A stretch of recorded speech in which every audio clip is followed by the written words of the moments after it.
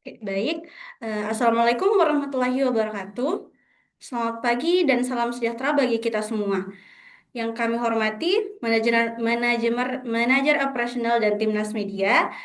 Yang kami hormati narasumber webinar hari ini dan Bapak Ibu dosen peneliti, akademisi, dan seluruh peserta webinar yang hadir pada pagi hari ini. Puji syukur kita panjatkan kehadirat Tuhan Yang Maha Esa.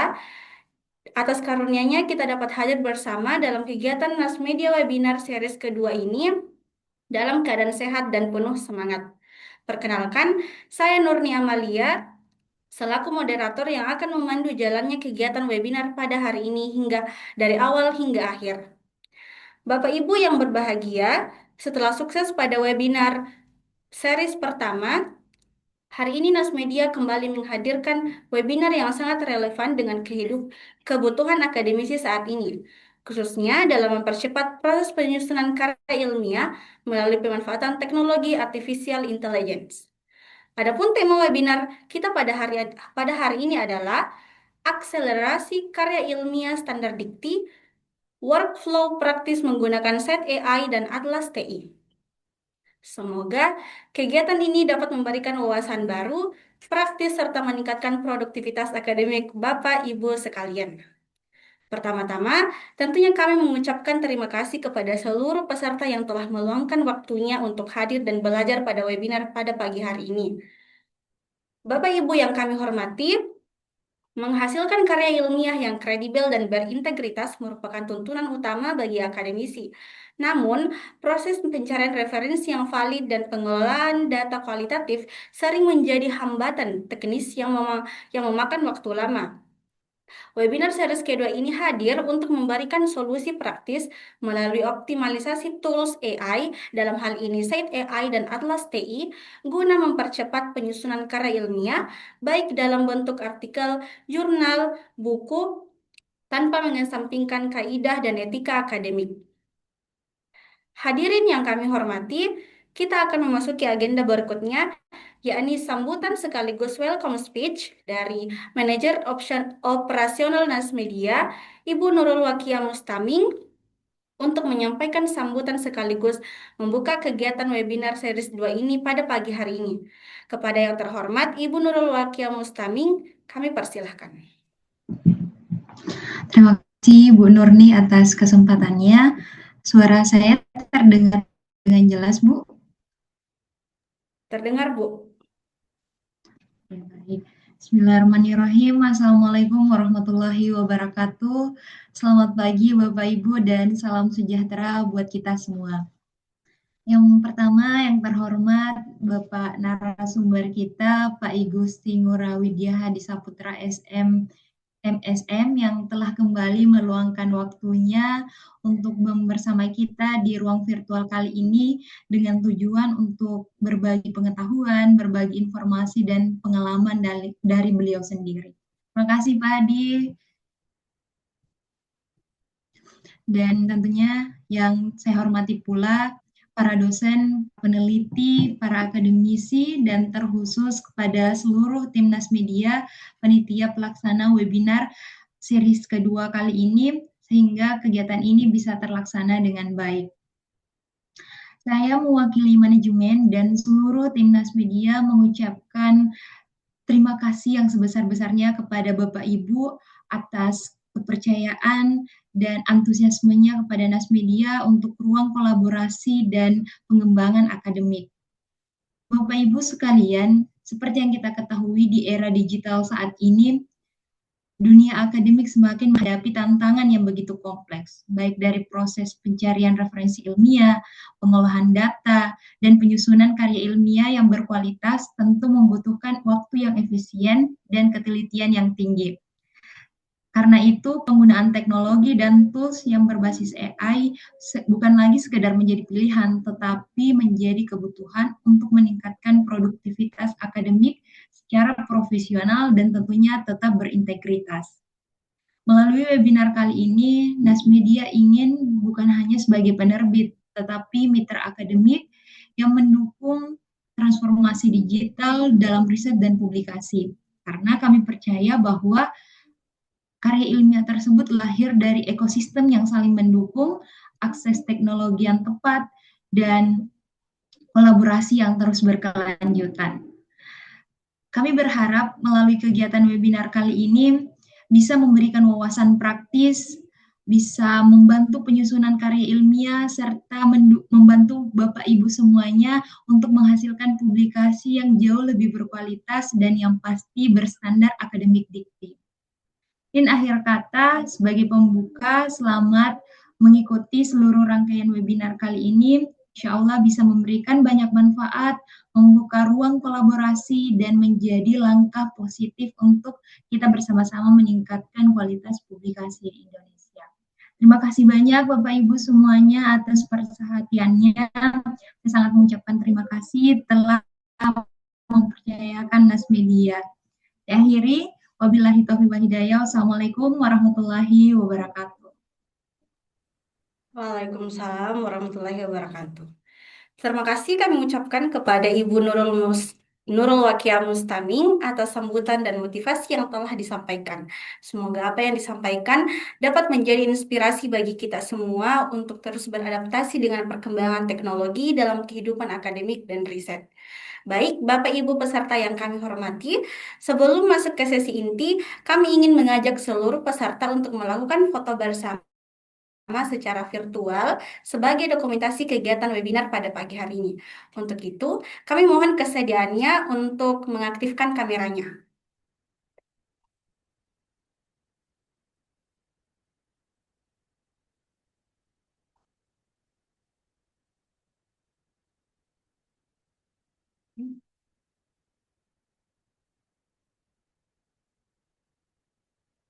Oke, baik. Kami persilahkan kepada tim dokumentasi untuk mengambil gambar. Kita hitung. 1, 2, 3. Ya, sekali lagi. 1, 2, 3. Oke. Oke, terima kasih. Eh, baik, selanjutnya kita akan memasuki sesi utama yaitu workshop teknik mengenai simulasi penyusunan kerangka karya ilmiah mulai dari pengolahan data hingga sitasi otomatis menggunakan tools Site AI dan Atlas TI. Pada kesempatan yang sangat berharga ini telah hadir bersama kita narasumber yang luar biasa dan kompeten di bidangnya, yaitu Bapak Dr. I Gusti Ngurah Widya Hadi Saputra, SMMSM. Beliau merupakan dosen dan akademisi di Universitas Pendidikan Nasional yang saat ini juga menjabat sebagai Head of Management Department. Dalam perjalanan akademiknya, beliau aktif dalam penelitian di bidang manajemen bisnis, human resource management, entrepreneurship, pengembangan UMKM, hingga community development. Selain aktif sebagai peneliti, beliau juga dikenal sebagai trainer publikasi ilmiah, reviewer jurnal nasional maupun internasional, serta fasilitator dalam pemanfaatan AI untuk mendukung kualitas karya ilmiah. Berbagai penghargaan akademik juga telah beliau raih, di antaranya Excellent Research Productivity Award 2025 dan Best Presenter pada konferensi internasional. Pada webinar hari ini, beliau akan membagikan bagaimana Site AI dapat membantu memvalidasi kualitas citasi dan literature review, serta bagaimana Atlas TI membantu proses analisis dalam penelitian secara lebih sistematis dan terstruktur sehingga karya ilmiah yang disusun tidak hanya cepat selesai, tetapi juga tepat memenuhi standar publikasi akademik dan integritas ilmiah. Kepada narasumber yang kami hormati, waktu dan layar presentasi kami persilahkan. Oke, terima kasih Mbak Nurli Amalia. Suara saya terdengar ya, Bapak Ibu? Suara Ya, saya terdengar iya jelas Pak, ya, Mbak Nurli ya? Oke, suara Bapak ya. terdengar jelas. Terima kasih. Terima kasih. Selamat siang ya, waktu Indonesia bagian tengah. Untuk rekan-rekan dari Nas Media, izin Bu Manajer Operasional, Bu Nurul Wakiah dan juga rekan-rekan ya moderator, ada Mbak Nurli, kemudian ada Mbak Vinka dan juga rekan-rekan dari Nas Media yang sudah hadir dan memberikan kesempatan untuk saya kembali lagi ya di hari ini sharing kepada rekan-rekan peserta. Ini kalau dari yang saya lihat ini rata-rata ini dosen mungkin ya, dosen akademisi gitu ya, peneliti yang juga sudah hadir, kurang lebih ada 30-an orang ya. Saya senang sekali hari ini dapat diberikan kesempatan kembali oleh rekan-rekan dari Nas Media untuk sharing pengalaman gitu ya. Kalau kita bicara trainer, fasilitator kayaknya terlalu formal sekali gitu ya. Tapi paling tidak di hari ini saya sharing saja kepada rekan-rekan dosen maupun peneliti yang hadir di hari ini terkait dengan bagaimana tools gitu ya, tools berbasis AI itu mampu membantu kita dalam melakukan penulisan terutama terkait dengan artikel ilmiah gitu ya. Nah, mungkin pembukanya dari saya sebenarnya AI ini menjadi salah satu kecanggihan teknologi yang sangat membantu kita gitu ya. Satu sisi dia sangat membantu kita dalam efektivitas gitu ya, efektivitas pengelolaan waktu gitu ya. Jadi kalau dulu mungkin kita bikin literatur review, kemudian review jurnal, cari jurnal, baca itu cukup melelahkan gitu ya. Tapi sekarang dengan adanya AI gitu ya, mereka bantu kita untuk mempersingkat waktu kita gitu ya dalam menyusun literatur review kan seperti itu. Kemudian ada tools gitu ya. AI ini juga sangat membantu ketika kita melakukan analisa data gitu ya, sebagai tools gitu. Nah, kalau mungkin yang di hari ini saya bisa share, saya menggunakan dua tools ini, yaitu Site AI yang saya gunakan untuk menyusun literatur review gitu ya, atau review literatur gitu ya, sumber-sumber bacaan. Dan satunya lagi toolsnya adalah Atlas gitu ya. Atlas TI itu basisnya adalah untuk riset kualitatif. Karena dua ini lagi sering saya gunakan gitu ya di beberapa riset saya, baik riset saya pribadi maupun riset kolaboratif bersama dengan mahasiswa. Tapi kemudian bagaimana teknis penggunaannya gitu ya, mungkin kita akan bedah dan sekilas saya sampaikan di sesi hari ini. Gitu ya. Next, mungkin bisa dibantu rekan-rekan dari Nas Media.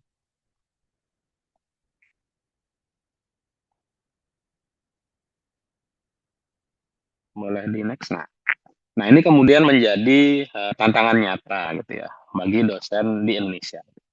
Kita sekarang dituntut untuk gitu ya untuk menghasilkan karya ilmiah yang berkualitas gitu ya.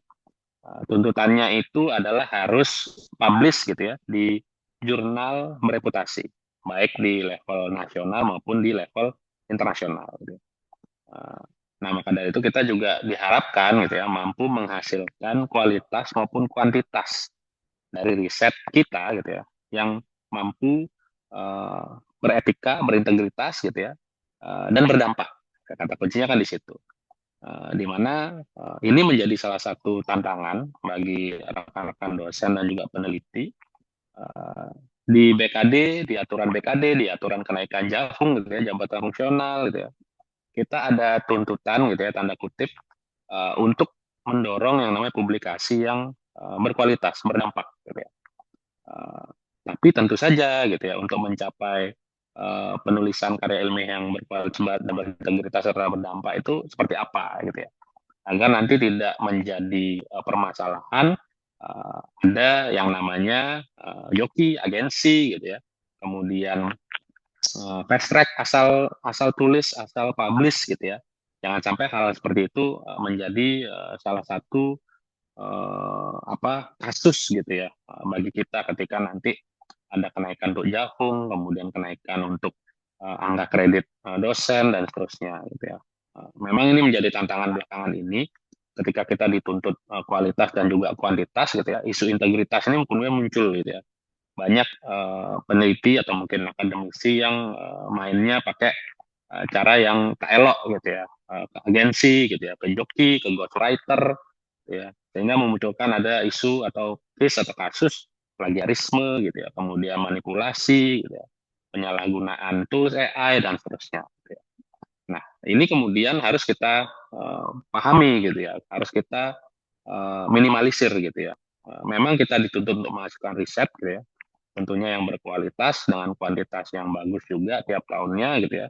Tapi kita juga tidak bisa melewati yang namanya etika gitu ya, melewati yang namanya integritas. Karena kita sebagai dosen punya moral kompas gitu ya. Bagaimana kemudian penelitian kita yang berdampak itu harus sesuai dengan etis dan juga harus sesuai dengan integriti kita. Gitu ya. Sehingga diharapkan ke depannya gitu ya, pemenuhan luaran penelitian dan publikasi yang sesuai dengan standar dikti ini mampu menghasilkan kualitas penelitian yang bagus, yang transparan dan juga terverifikasi. Mungkin kalau Bapak Ibu sekarang pahami terkait dengan apa namanya kenaikan jagung, mungkin rekan-rekan dosen juga pasti merasakan gitu ya, ada batas minimum gitu ya, yang harus dipenuhi gitu ya.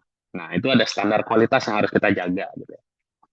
Kalau rekan-rekan mungkin dari lektor ke lektor kepala itu paling tidak Sinta 1, Sinta 2 atas Scopus gitu ya. Kemudian dari lektor kepala ke guru besar juga ada Scopus dengan SJR tertentu, dengan impact factor tertentu gitu ya. Dengan linearitas, dengan bidang keilmuan dan juga riset roadmap-nya seperti apa. Nah, hal seperti itulah yang harus kita jaga ke depan. Itu terkait dengan etika dan juga integritas gitu. Bagaimana kemudian mampu menghasilkan publikasi yang berkualitas dengan kuantitas yang bagus dan juga dengan dampak yang bagus juga. Gitu. Next. Nah, kalau kita bicara tadi, saya sampaikan terkait dengan kenaikan jagung gitu ya, itu sudah ada standar-standarnya sekarang di permen yang baru gitu ya.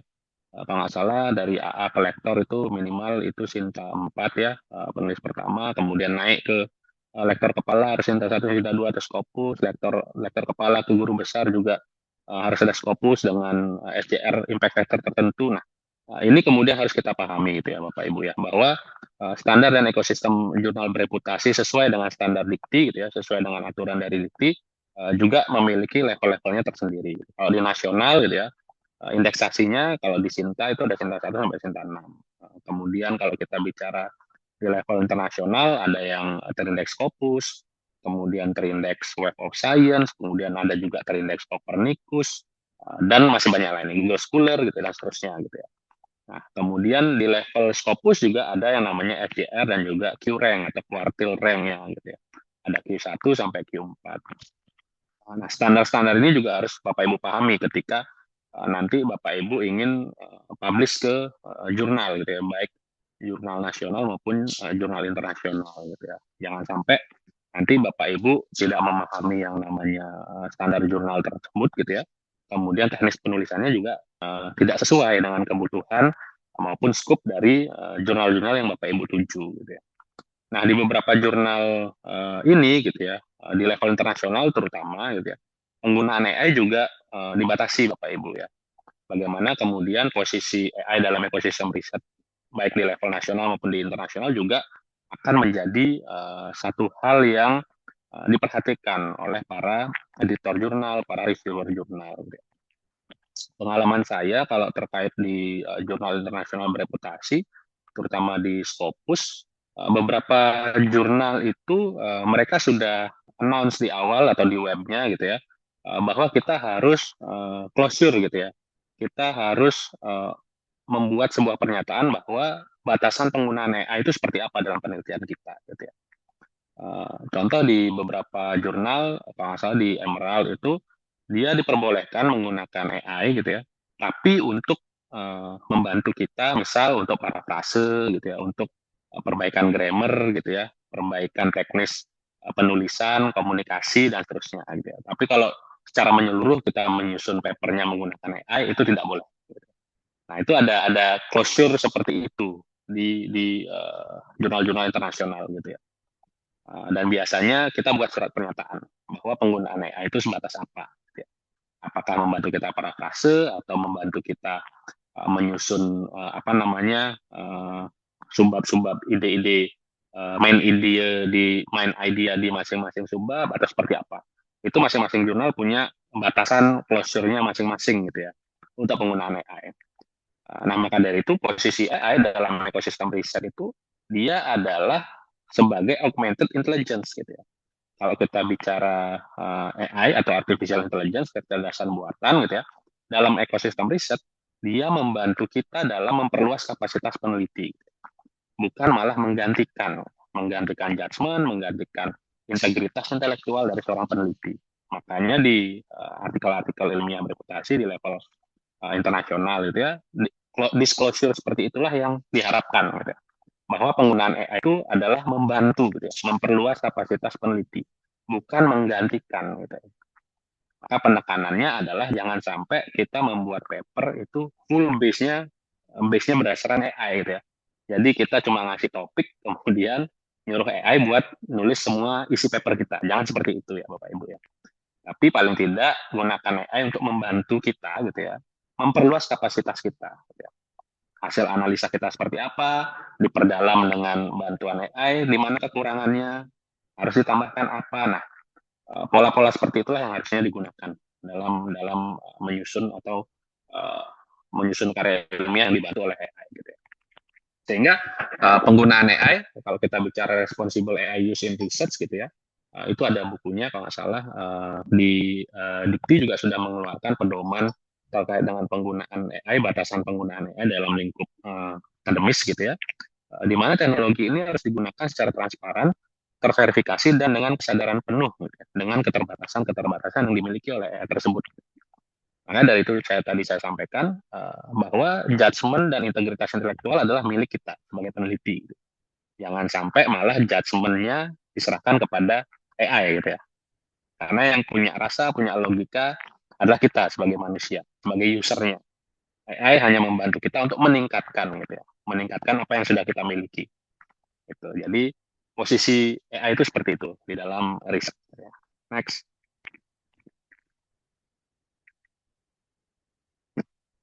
Nah, ini juga kemudian harus kita pahami gitu ya. Kalau kita bicara integrasi ilmiah dalam era AI, di mana fondasi dari integritas gitu ya, penggunaan AI dalam riset kita adalah bagaimana kemudian kita harus jujur gitu ya. Ada yang namanya etik gitu ya. Kita harus jujur. Kita memiliki moral kompas gitu ya, dalam meneliti. Gitu. Kita harus jujur di mana kita melaporkan data, melaporkan metode itu secara akurat, tanpa fabrikasi, tanpa falsifikasi, tanpa manipulasi. Nah, sering yang terjadi adalah ketika kita menyuruh AI gitu ya, data yang dihasilkan oleh AI itu adalah data palsu. Gitu. Sumbernya kita tidak tahu sumbernya dia ngambil dari mana. Nah, jangan sampai seperti itu Bapak Ibu ya. Kita harus jujur gitu ya. Kita harus jujur bahwa kita punya data gitu ya, datanya yang kita kasih ke AI membantu kita untuk menerjemahkannya gitu, entah ke dalam narasi atau mungkin apa yang kurang bisa ditambahkan dan seterusnya. Kemudian ada yang namanya transparansi. Nah, kita juga harus mampu transparan dengan mendeskripsikan prosedur risetnya secara lengkap sehingga peneliti lain dapat memahami, menilai, dan mereplikasikannya. Penggunaan AI yang tadi saya sampaikan di awal gitu ya, di beberapa jurnal ilmiah bereputasi, terindeks internasional bereputasi, itu harus kita disclosure gitu ya, bahwa saya menggunakan misal tools AI yang saya gunakan adalah contoh, misal saya menggunakan Grammarly gitu ya. Grammarly kan juga ada AI-nya untuk membantu kita dalam parafrase dan juga penerjemahan sesuai dengan grammar dan bahasa akademis, misal seperti itu. Jadi itu harus jelas di disclosure. Sehingga orang-orang tahu, oke, ke depan saya bisa menggunakan Grammarly untuk membantu saya melakukan parafrase atau mungkin membenahi tata cara bahasa saya dalam menulis. Itu juga harus ditransparansikan, disampaikan. Kemudian tools misalnya, saya menggunakan tools Atlas TI untuk mengolah data kualitatif di penelitian saya. Nah, itu juga harus di-disclosure gitu ya. Batasannya apa, penggunaannya untuk apa gitu. Sehingga nanti peneliti kualitatif juga pasti akan paham, ternyata selain NTIPO, ada tools lain nih, namanya Atlas gitu, berbasis AI, bisa membantu saya.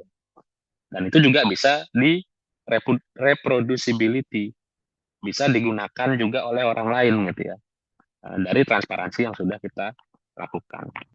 Kemudian yang terakhir ada ethical citation gitu ya, di mana dalam menulis artikel ilmiah kan kita juga sering melakukan yang namanya citasi gitu ya, mengambil informasi dari penelitian-penelitian terdahulu yang sudah publish baik di level nasional maupun internasional. Nah, ini juga harus ada etikanya, jangan sampai ada yang namanya self citation yang berlebihan, kemudian ada citation manipulation, Dan juga yang case penggunaan AI itu biasanya muncul citation hallucination namanya.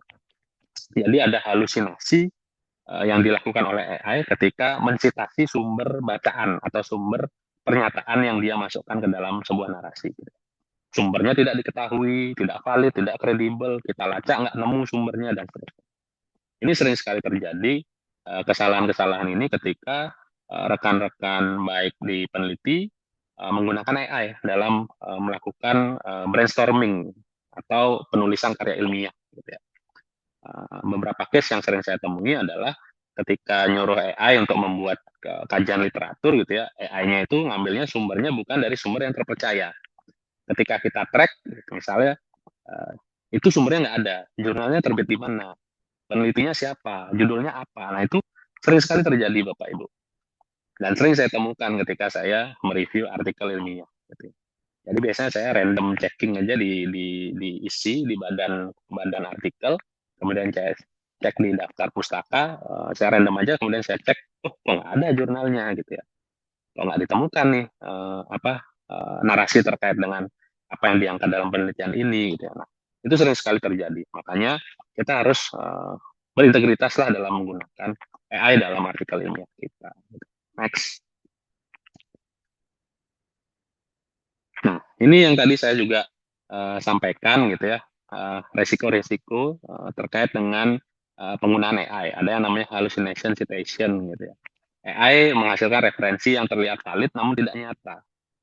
Ketika dicari sumbernya nggak nemu gitu ya. Kalau Bapak Ibu pakai chat GPT yang free, ini sering sekali terjadi Bapak Ibu. Ketika Bapak Ibu menggunakan chat GPT yang free, kita suruh dia nyari artikel gitu ya, atau buat narasi bersumber dari karya ilmiah. Nah, karya ilmiah nggak bisa di-track gitu ya. Satu yang sering terjadi adalah si GPT-nya belum dilatih untuk mengambil database-nya dari mana. Atau mungkin Bapak Ibu asal comot gitu ya.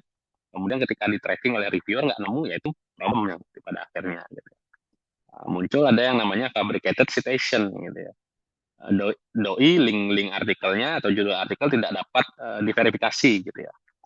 Maka dari itu tugas Bapak Ibu adalah ketika nanti menggunakan AI gitu ya, harus ada yang namanya verifikasi manusia.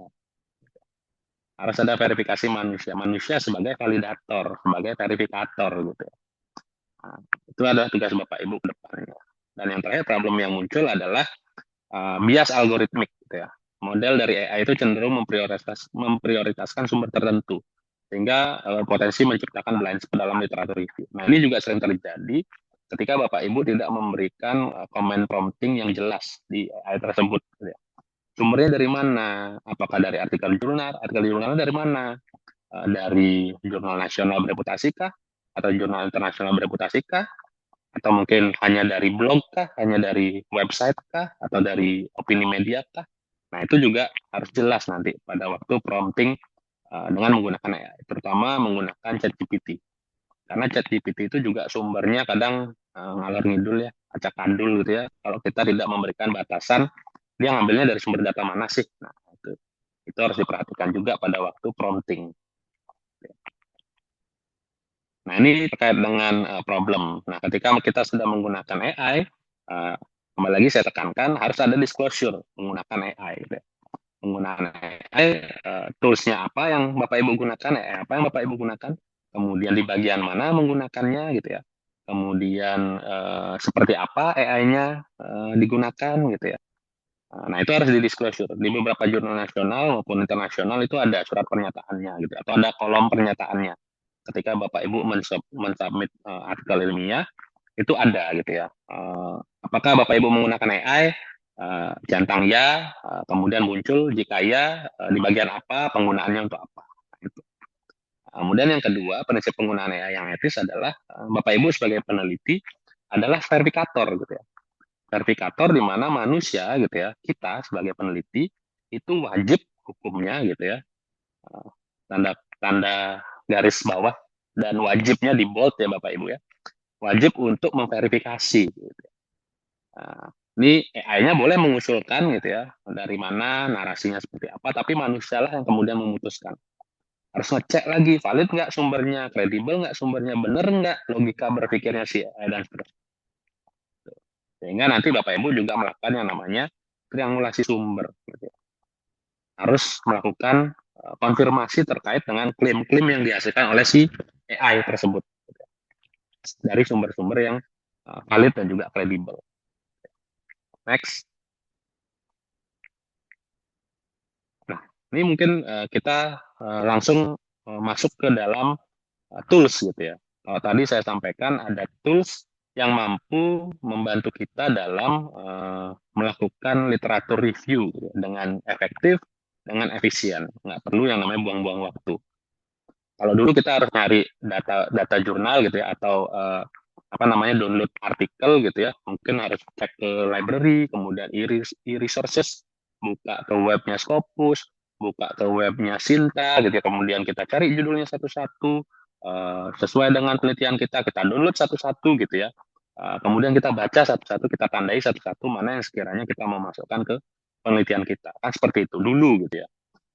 Tapi ketika sudah ada AI, periode 2000 ya setelah pandemi lah ya, 2022, 2023 sampai sekarang gitu ya, banyak sekali tools AI yang sangat membantu kita dalam scraping data, terutama artikel ilmiah, dan bagaimana kemudian membantu kita dalam menyusun literatur review dengan cepat dan dengan efisien gitu ya. Nah, salah satu tools yang bisa membantu kita yang saya gunakan saat ini adalah Site AI. Ini bukan promo, saya bukan salesnya Site AI gitu ya. Tapi ini adalah tools yang menurut saya ini membantu kita sebagai peneliti dalam menyusun literatur ilmiah, membangun hipotesis, kemudian membangun logika berpikir gitu ya, framework penelitian gitu ya, keterkaitan antar variabel yang satu dengan variabel yang lainnya seperti apa dan seterusnya. Jadi Site AI ini adalah platform smart citation yang membantu kita menganalisis artikel gitu ya, baik jurnal, buku gitu ya, paten dan seterusnya gitu ya. Di mana ini sangat membantu kita dalam menyusun literatur review, kemudian membantu kita dalam pembangunan hipotesis, keterkaitan antara variabel A dengan variabel B dan seterusnya. Gitu ya. Dan ini juga membantu kita ketika nanti Bapak Ibu menyusun daftar pustaka, karena hasil yang dihasilkan oleh Site AI bisa langsung kita copy paste ke dalam daftar pustaka, gitu ya. Dan kenapa saya menggunakan ini, gitu ya? Setelah saya pelajari, selama saya melakukan penelitian, kemudian mencari apa namanya sumber bacaan, mencari informasi, gitu ya. Site AI ini, gitu ya, ini database-nya sudah berasal dari jurnal internasional yang bereputasi. Gitu ya. Kalau yang saya pahami setelah saya melakukan apa namanya eksplorasi gitu ya menggunakan Site AI. Site AI ini adalah sumber database-nya berasal dari sumber data Web of Science. Di mana Web of Science kan merupakan salah satu kumpulan database artikel ilmiah bereputasi gitu ya. Yang secara kualitas juga sudah oke. Gitu. Banyak juga artikel-artikel Scopus yang juga masuk ke dalam database-nya Web of Science. Jadi saya yakin gitu ya, menurut keyakinan saya gitu ya, bahwa penggunaan Site AI dalam penyusunan artikel ilmiah ini, terutama dalam literatur review ini, sangat membantu gitu ya. Dan secara validasi, secara tracking, secara reliability itu bisa kita cari sumbernya. Karena database-nya adalah dari database Web of Science. Next. Boleh di next.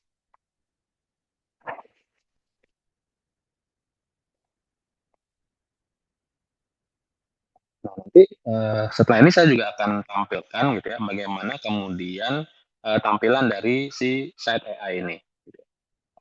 Boleh di next dulu materinya, rekan-rekan. Oke. Nah, ini beberapa hal yang bisa kita gunakan gitu ya, dan beberapa fitur yang muncul atau yang bisa kita hasilkan dari penggunaan Site AI gitu ya. Dia memberikan kita yang namanya supporting citation. Bagaimana kemudian ketika kita melakukan prompting gitu ya, mereka menyajikan data-data literatur yang memang mendukung temuan dari klaim sumber yang dikaji, sehingga memperkuat validitas argumen kita ketika kita melakukan analisa, pembahasan, dan seterusnya. Kemudian ada juga contrasting citation-nya. ini juga membantu kita dalam melakukan pembantahan atau mempersoalkan klaim yang sudah kita temukan. Itu juga bersumber dari penelitian-penelitian yang terdahulu. Kemudian dia juga membantu kita untuk menyebutkan sitasi-sitasi manakah saja gitu ya yang membantu dalam topik penelitian kita. Dan tentu mereka karena basisnya adalah Web of Science yang sudah bereputasi secara internasional gitu ya, secara reliability, secara validity juga sudah sahih gitu ya, sehingga kita bisa menghindari artikel-artikel yang diretraksi atau predatory atau mungkin yang terindeks di luar dari Web of Science atau Scopus yang tidak kredibel seperti itu. Jadi ini beberapa fitur utama yang bisa kita maksimalkan dalam penggunaan site AI itu tadi.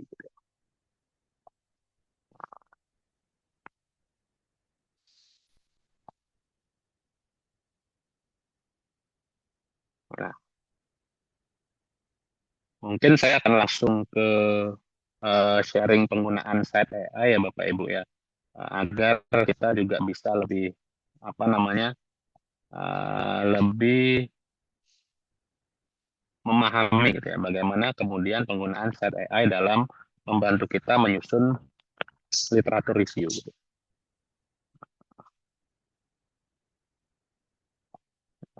Coba saya izin share screen dulu Bapak Ibu. Saya akan tampilkan site AI untuk Bapak Ibu.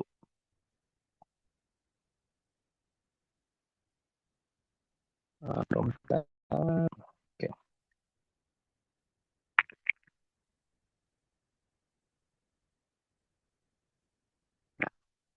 Sudah terlihat Bapak Ibu?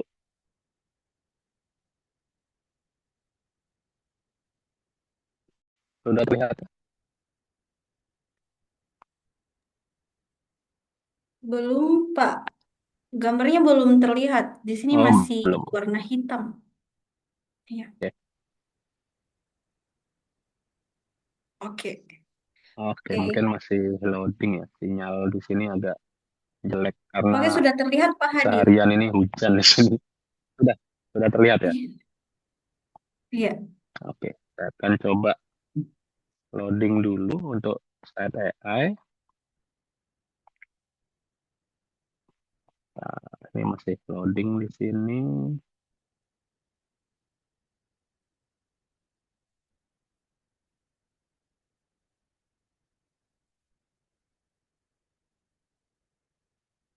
Nah, di site AI ini Bapak Ibu bisa berlangganan dengan harga yang cukup murah ya. Kalau kita bicara secara pricing, kurang lebih itu sekitar 120 ribu per bulan Bapak Ibu. Lebihnya seperti itu. Jadi secara penggunaan bulanan kita masih affordable lah ya, dibandingkan kita harus apa namanya langganan ChatGPT yang Pro Plus itu kalau nggak salah 300.000 sampai 600.000 gitu ya.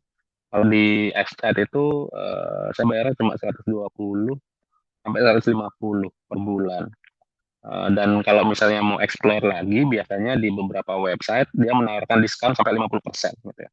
Jadi kurang lebih kalau misalnya 150 ya berarti bayarnya cuma separuh ya, 70.000 sampai 80.000 gitu ya per bulan. Gitu. Jadi masih affordable lah buat buat kita gitu ya ketika kita mau menggunakan tools ini. Gitu. Nah, ini beberapa yang kemudian ditampilkan di fitur-fitur utama dari AI gitu ya. Kita bisa menggunakan beberapa fiturnya gitu. Tapi yang paling sering saya gunakan adalah penyusunan literatur review gitu ya. Bagaimana kemudian site AI ini membantu kita dalam menyusun literatur review. Nah, Bapak Ibu juga nanti bisa memunculkan dalam bentuk tabel maupun dalam bentuk narasi gitu. Kalau dalam bentuk narasi, dia akan membuat narasi literatur review dengan paragraf gitu ya. Secara paragraf, kalimat per kalimat, paragraf, sub topik gitu ya, topik utama, subtopik seperti apa dan seterusnya.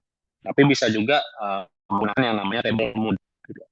Jadi ketika nanti Bapak Ibu habis prompting, pengen ditampilkannya secara tabel gitu ya, itu bisa muncul gitu ya dalam bentuk tabel. Seperti kita membuat tabel review penelitian terdahulu ya. penulisnya siapa, tahun terbit, kemudian metodenya seperti apa, hasil penelitiannya seperti apa, perbedaan persamaannya seperti apa. Sehingga kita mudah dalam menggunakan tabel tersebut untuk melihat gap maupun sekiranya menyusun keterbaruan dalam penelitian kita. Gitu. Nah, di sini gitu ya, kalau di itu juga kita bisa sesuaikan ketika nanti Bapak Ibu sudah persiapan menuju prompting, kita bisa set si AI ini gitu ya. Nanti citasinya, stylenya akan seperti apa. Karena beberapa artikel itu kan dia menuntut bentuk citasi atau format citasi yang berbeda-beda. Tapi yang paling umum digunakan adalah APA gitu ya. Tapi kita bisa pilih nanti maunya citasinya akan berbentuk APA, IEEE, Chicago apa atau apa. Kemudian model LMN yang kemudian digunakan oleh si AI ini. Nah, saat itu banyak model gitu ya. Ada model GPT-nya Nano, ada modelnya Cloud gitu ya. Sehingga kita bisa pilih gitu ya, sesuai dengan kebutuhan kita. Yang terbaru yang dia miliki adalah Cloud Sonnet dan juga Cloud Opus. Gitu. Basisnya Cloud ini sudah sangat bagus Bapak Ibu ya, di mana secara logika berpikir si AI ini intelijensinya udah paling maksimal, gitu ya, sudah maksimal. Cuma memang speednya bisa dibilang sangat lambat, gitu, karena dia harus berpikir berprosesnya berulang kali gitu ya, untuk fact checking gitu ya, pengecekan fakta, kemudian pencarian sumber dan seterusnya. Tapi secara intelijensianya sudah cukup bagus pembentukan logika berpikirnya. Nah, saya biasanya pakainya yang model Cloud Opus 4.6 yang terbaru gitu ya. Sehingga lebih lebih kompleks hasil yang kemudian ditampilkan oleh si AI ini gitu. Nah, kemudian itu juga bisa namanya sesuaikan respon length gitu ya, ketika kita sudah prompting, nanti narasi yang dimunculkan oleh AI ini apakah narasi singkat, medium atau long gitu ya. Nah, kalau short itu biasanya cuma sekian paragraf, long medium itu meningkat lagi, dan long itu biasanya narasinya cukup panjang sampai dia memunculkan sub-sub topik gitu ya. Nah, ini sangat membantu kita ketika kita menyusun yang namanya narasi gitu ya. Saya biasanya pakainya yang long juga. Kemudian evidence gitu ya. Berapa evidence yang kemudian Bapak Ibu butuhkan? Dia harus membaca berapa artikel gitu ya. Apakah 10, apakah 20, apakah 50 gitu ya. Itu tergantung kebutuhan kita, keinginan kita gitu ya. Misal gitu ya, Bapak Ibu meneliti gitu ya, kemudian minta dia untuk belajar dari 20 jurnal gitu. Maka dia akan mencari 20 jurnal gitu ya, dari database yang dia miliki. Database yang digunakan apakah dari research paper, dari paten, atau dari keduanya. Kalau saya karena langganannya yang paling murah gitu ya, saya baru bisa akses database-nya berdasarkan research paper saja. Kalau mau yang lebih lengkap lagi bisa di-upgrade biaya langganannya gitu. Kemudian referensinya apakah melihat dari relevansi, kemudian keterbaruan berdasarkan citasi, supporting maupun contrasting. Gitu ya. Saya gunakan semuanya biasanya. Biasanya saya akan melihat dari relevansi dengan topik, kemudian dengan keterbaruannya, kemudian citasinya apakah itu kontras maupun supporting. Saya biasanya gunakan semuanya, sehingga itu akan memperdalam juga. Tapi bisa juga kalau memang fokus ke supporting ya, mereka akan mencari atau dia akan mencari sumber-sumber yang mensupport topik tersebut. Gitu. Kalau contrasting, yang kontras terhadap topik tersebut. Gitu. Kemudian year range ini juga bisa Bapak Ibu set. Kalau misalnya mau keterbaruan ya otomatis dari 5 tahun ke belakang atau 10 tahun ke belakang. Gitu. Kita coba akan set dari 2015 sampai 2005. Kita coba 10 tahun ke belakang. Nah, kemudian type publication-nya apakah dari artikel, apakah dari buku, atau dari case report, dari comparative study, dan seterusnya. Saya pakai dari artikel. Gitu ya. Oke. Nah, ini reference type-nya nanti bisa kita cek juga, atau kalau mau fokus kepada jurnal tertentu gitu ya, nanti bisa di-upload ya jurnal tersebut gitu ya. Nah, ini output-nya apakah dalam bentuk chat, narasi gitu ya, atau mungkin dalam bentuk tabel. Kita coba play ya. Mungkin boleh di komen di kolom chat gitu ya. kira-kira Bapak Ibu lagi fokus di penelitian apa gitu ya. Agar ini juga bisa kita real time tes gitu ya. Benar nggak apa yang disampaikan oleh si AI ini, site ini. Mungkin boleh untuk rekan-rekan dosen peneliti di kolom chat disampaikan kira-kira kita mau suruh si AI ini untuk bikin literatur review di bidang apa, di topik apa. Gitu. Boleh di kolom chat Bapak Ibu.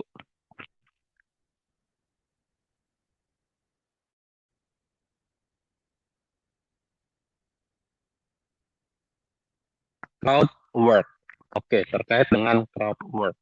Nah, crowd work. Oke. Terkait dengan crowd work. Kita akan coba Pak Maulan Miss Marliana Junedi. Oke. Kita akan coba ya Bu ya terkait dengan crowd work. Gitu ya. Coba kita akan suruh analyze paper about crowd work gitu ya. Nah, ini paling sederhana ya. Kita nyuruh si site AI-nya gitu ya untuk menganalisa paper terkait dengan crowd work ya. So, coba dia berpikir. Tadi kita batasnya berapa? 20 artikel ya, Pak. 20 artikel dari 2015 sampai 2025.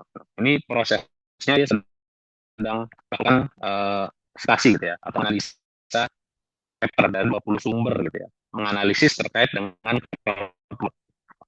Dia udah munculkan judul gitu ya. Sambil menunggu, kita bisa lihat bagaimana dia berpikirnya. Gitu. Dia menjelaskan terkait dengan crowd work itu apa, kemudian sistemnya seperti apa, gitu ya. Riset terkait dengan crowd work seperti apa pendekatannya, gitu ya.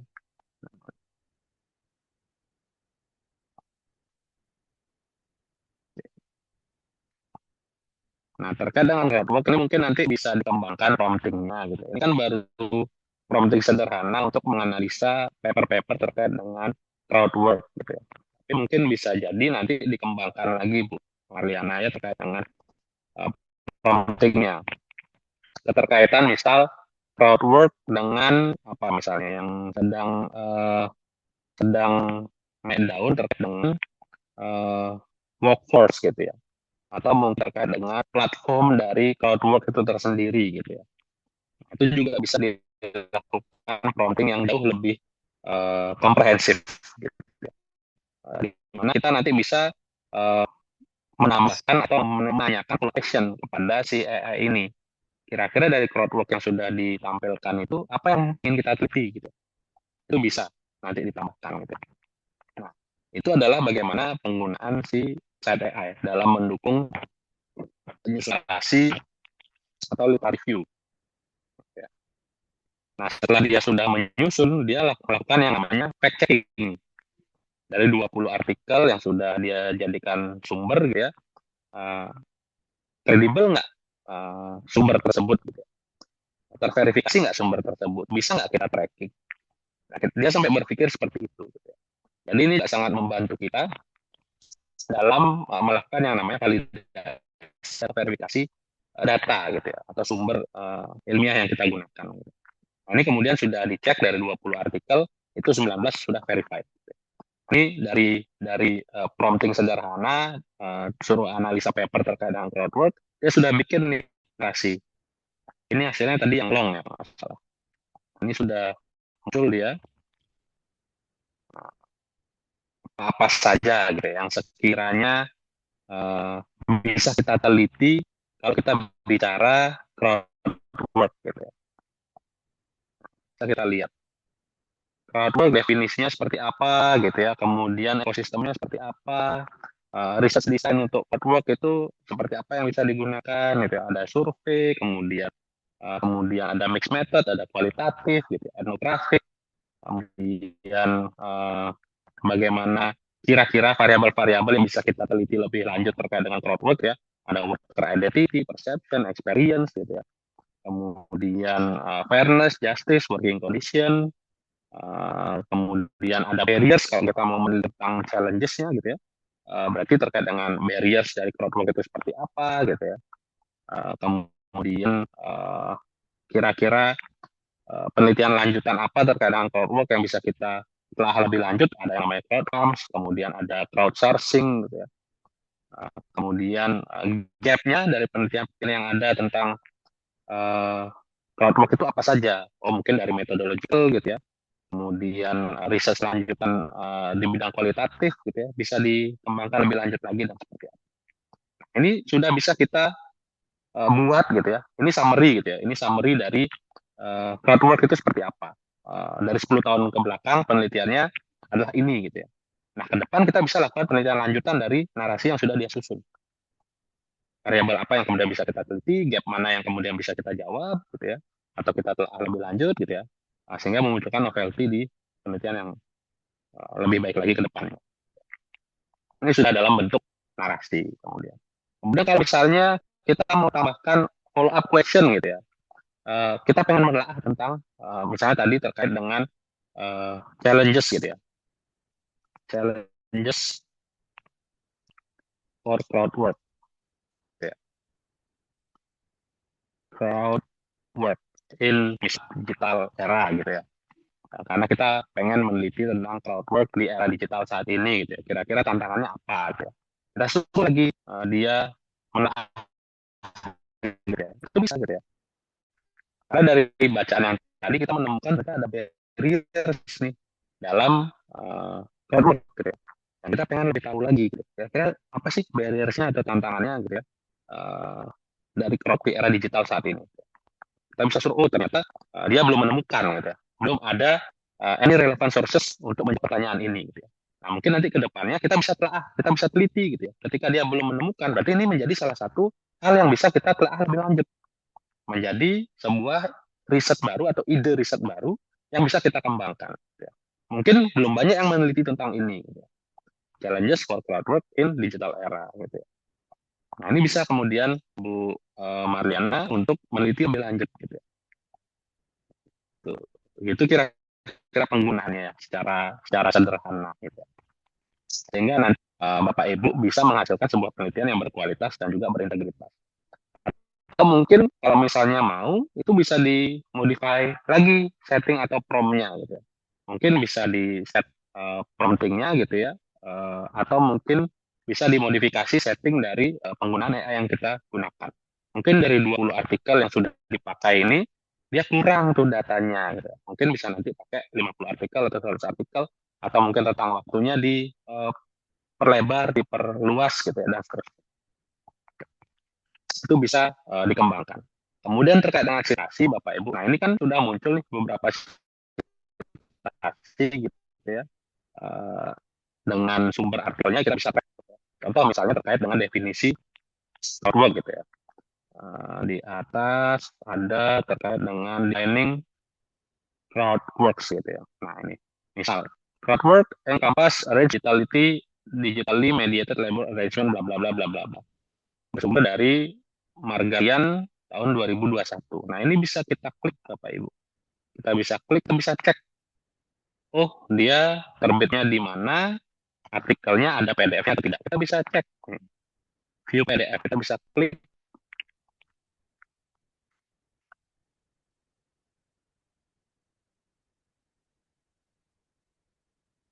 kita bisa klik dan kita bisa lihat, gitu ya. Oh ini dari Margarian dan juga Hofmeister, gitu ya. Ada nih jurnalnya, Human Computation, Journal of Human Computation, gitu ya. DOI-nya ada, gitu ya, kan bisa akses PDF-nya, gitu ya. Nah, ini penggunaan AI, Bapak Ibu. Jadi kita bisa validasi langsung, bisa kita verifikasi langsung dengan melihat sumber yang dia baca, gitu ya. Nah, ini bisa kita akses artikelnya. Nah,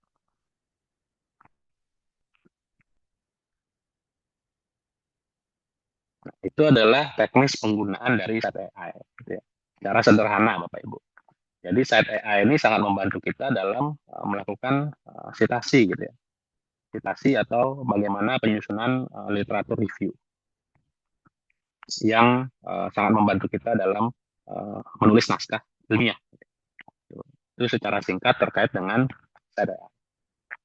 Oke, mungkin kita bisa lanjut dulu ke yang berikutnya. Oke, kita lanjut ke tools yang berikutnya Bapak Ibu. Kalau tadi terkait dengan set AI gitu ya, yang berikutnya adalah terkait dengan Atlas gitu ya. Mungkin bisa di next rekan-rekan Media. Kemudian tools berikutnya yang saya share sepintas di pertemuan hari ini adalah penggunaan Atlas TI gitu ya. Atlas TI itu adalah salah satu tools gitu ya, tools berbasis AI, di mana Atlas TI ini adalah perangkat CAQDAS gitu ya, Computer Assisted Qualitative Data Analysis. Jadi kalau Bapak Ibu fokusnya di penelitian kualitatif, itu ada tools gitu ya untuk membantu Bapak Ibu melakukan yang namanya analisa data secara kualitatif gitu ya. Yang biasanya rekan-rekan peneliti gunakan biasanya adalah NVivo gitu ya. Tapi sekarang udah ada yang tools lainnya juga gitu ya. Banyak sekali tools analitik lainnya yang bisa digunakan untuk penelitian kualitatif. Selain NVivo, ya salah satunya yang saya gunakan adalah penggunaan Atlas. Gitu. Nah, kalau Atlas ini nanti gitu ya, Bapak Ibu ini nanti akan dibantu dalam penggunaan Atlas ini untuk melakukan kodifikasi, gitu ya, melakukan kodifikasi dengan bantuan AI dalam analisa data transkrip wawancara. Nah, biasanya kan kita bikin analisa kualitatif kan kita verbatimkan dulu, kemudian kita tandai kira-kira quotes mana atau kalimat mana yang menjawab pertanyaan penelitian kita kan seperti itu ya. Kemudian kira-kira variabel atau dimensi apa yang muncul gitu. Nah, dengan bantuan si Atlas ini nanti biasanya kita akan memasukkan transkrip, kemudian kita olah transkrip tersebut dibantu dengan AI. Itu penggunaan Atlas. Ini sangat membantu ketika Bapak Ibu menganalisa data kualitatif, terutama untuk transkrip wawancara. Itu untuk Atlas kurang lebihnya.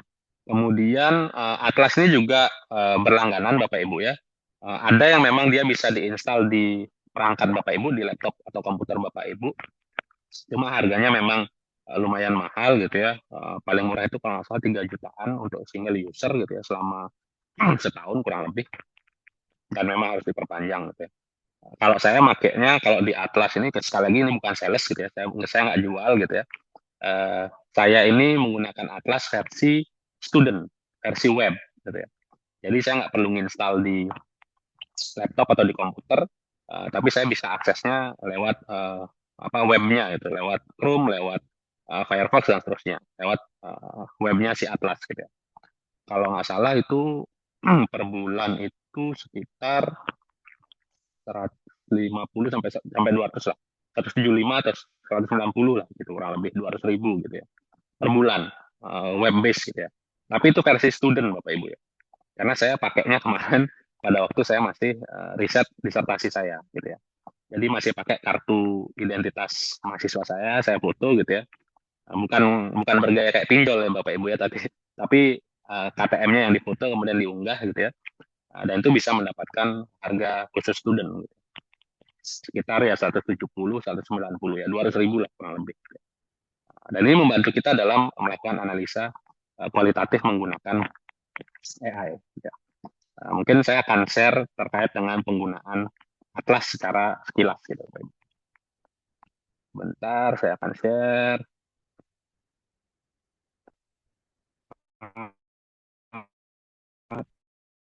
Atlas. Oke. Sudah terlihat Bapak Ibu?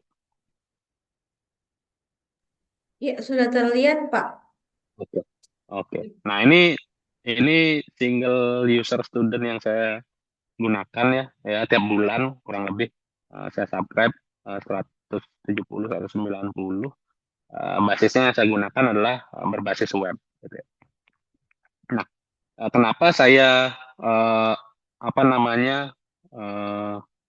menyarankan atau merekomendasikan ini adalah ini sangat membantu sekali ketika nanti Bapak Ibu melakukan analisa data secara kualitatif. Gitu. Bapak Ibu nggak perlu repot-repot baca transkrip gitu ya, kemudian harus nandain segala macam, tapi Atlas sudah menyusunnya gitu ya. Tinggal Bapak Ibu masukkan transkrip, kemudian kira-kira apa yang muncul gitu ya, apa yang muncul dari transkrip tersebut gitu ya. Ini ada 2 riset yang saya lakukan satu dengan mahasiswa, risk collaboration, dan satunya disertasi saya yang sudah selesai saya lakukan di 2025 lalu.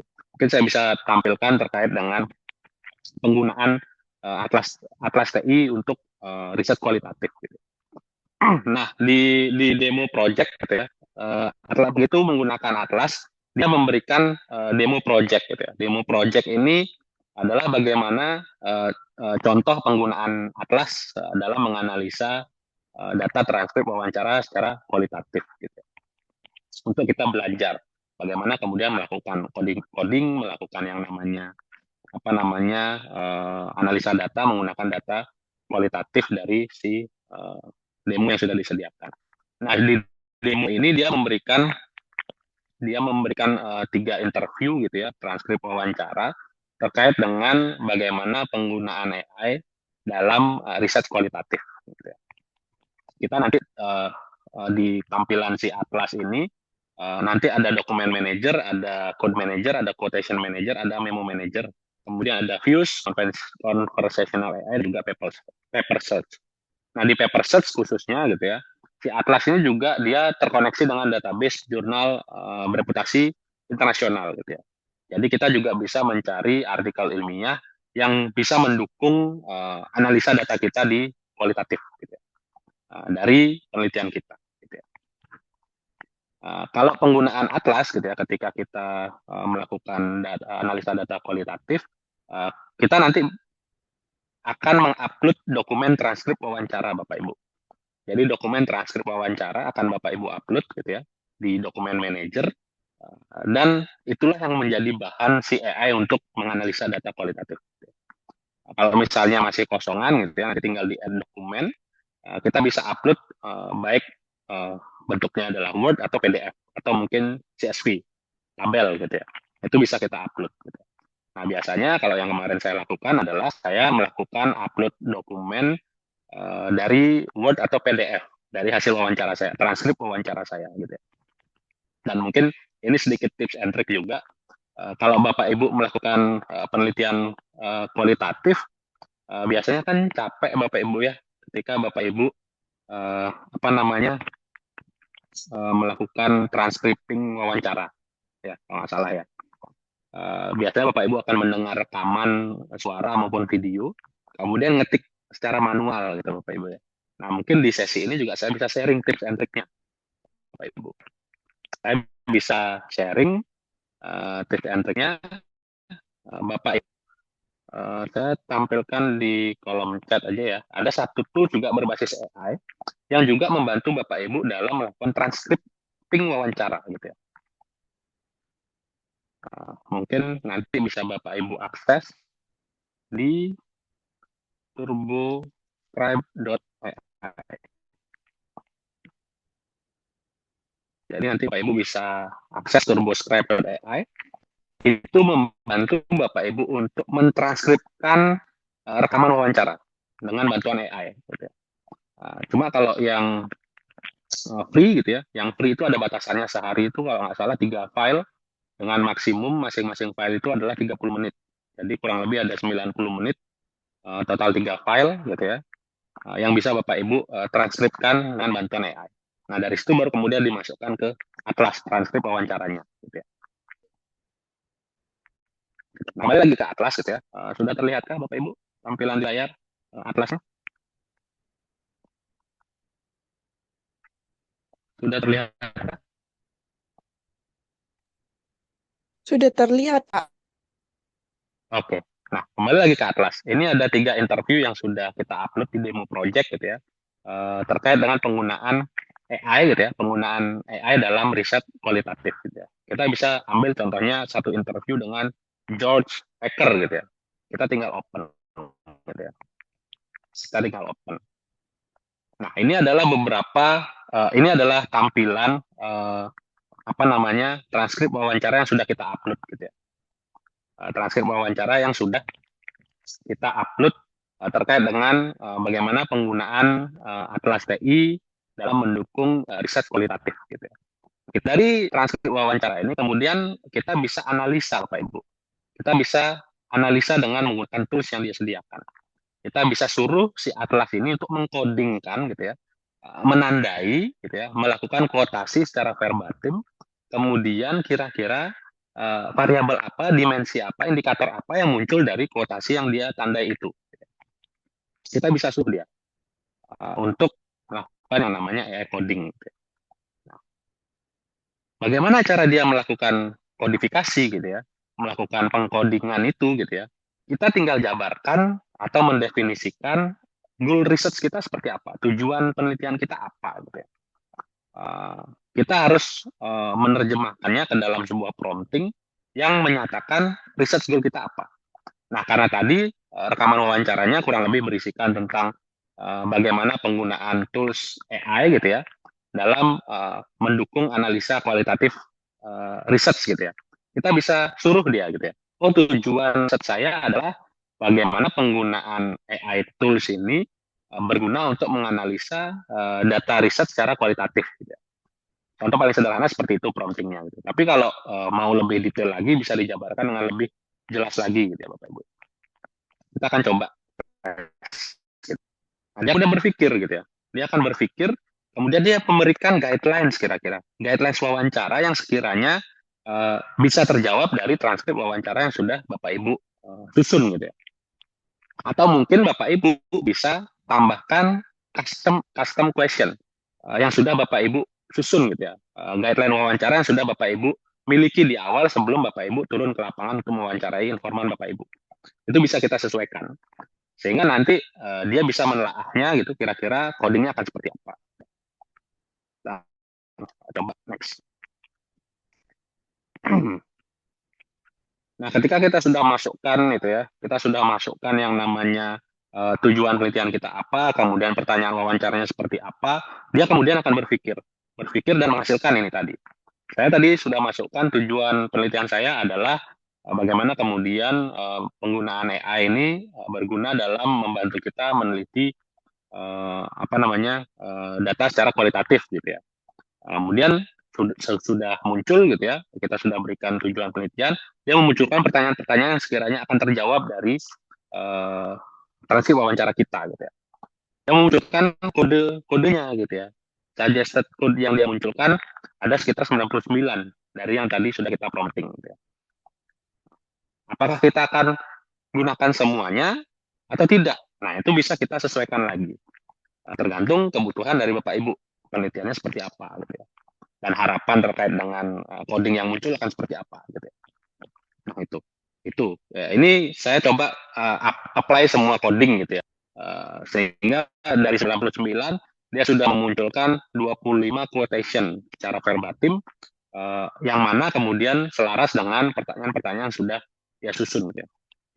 Apply AI coding. Nah, dia kemudian akan apply gitu ya. Dia sudah apply Bapak Ibu.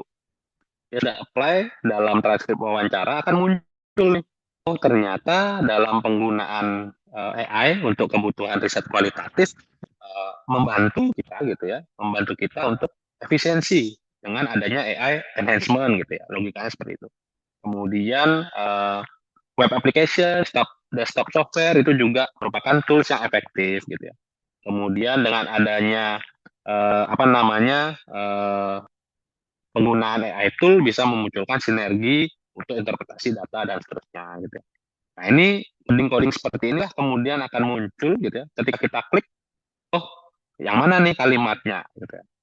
Nah, ini juga bisa kita narasikan nanti kita masukkan ke bab hasil dan pembahasan. Gitu ya. Itu yang kita munculkan. Gitu.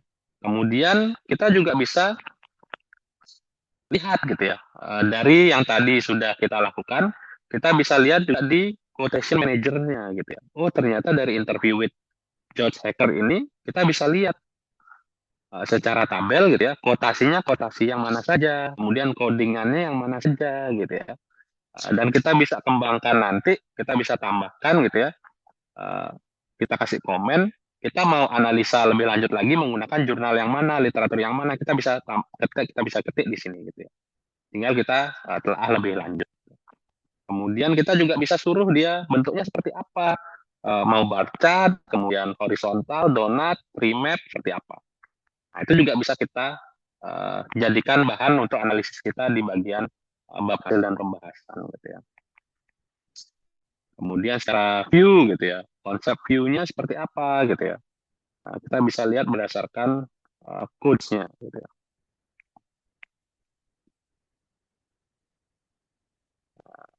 Konsep cloud-nya seperti apa, ini juga bisa membantu kita dalam menganalisis lebih lanjut.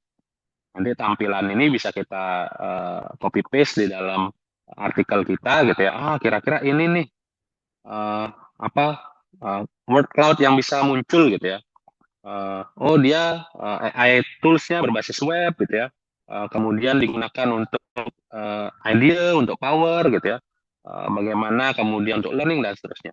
Itu bisa kita analisis lebih lanjut. Gitu. Tuh. Oke.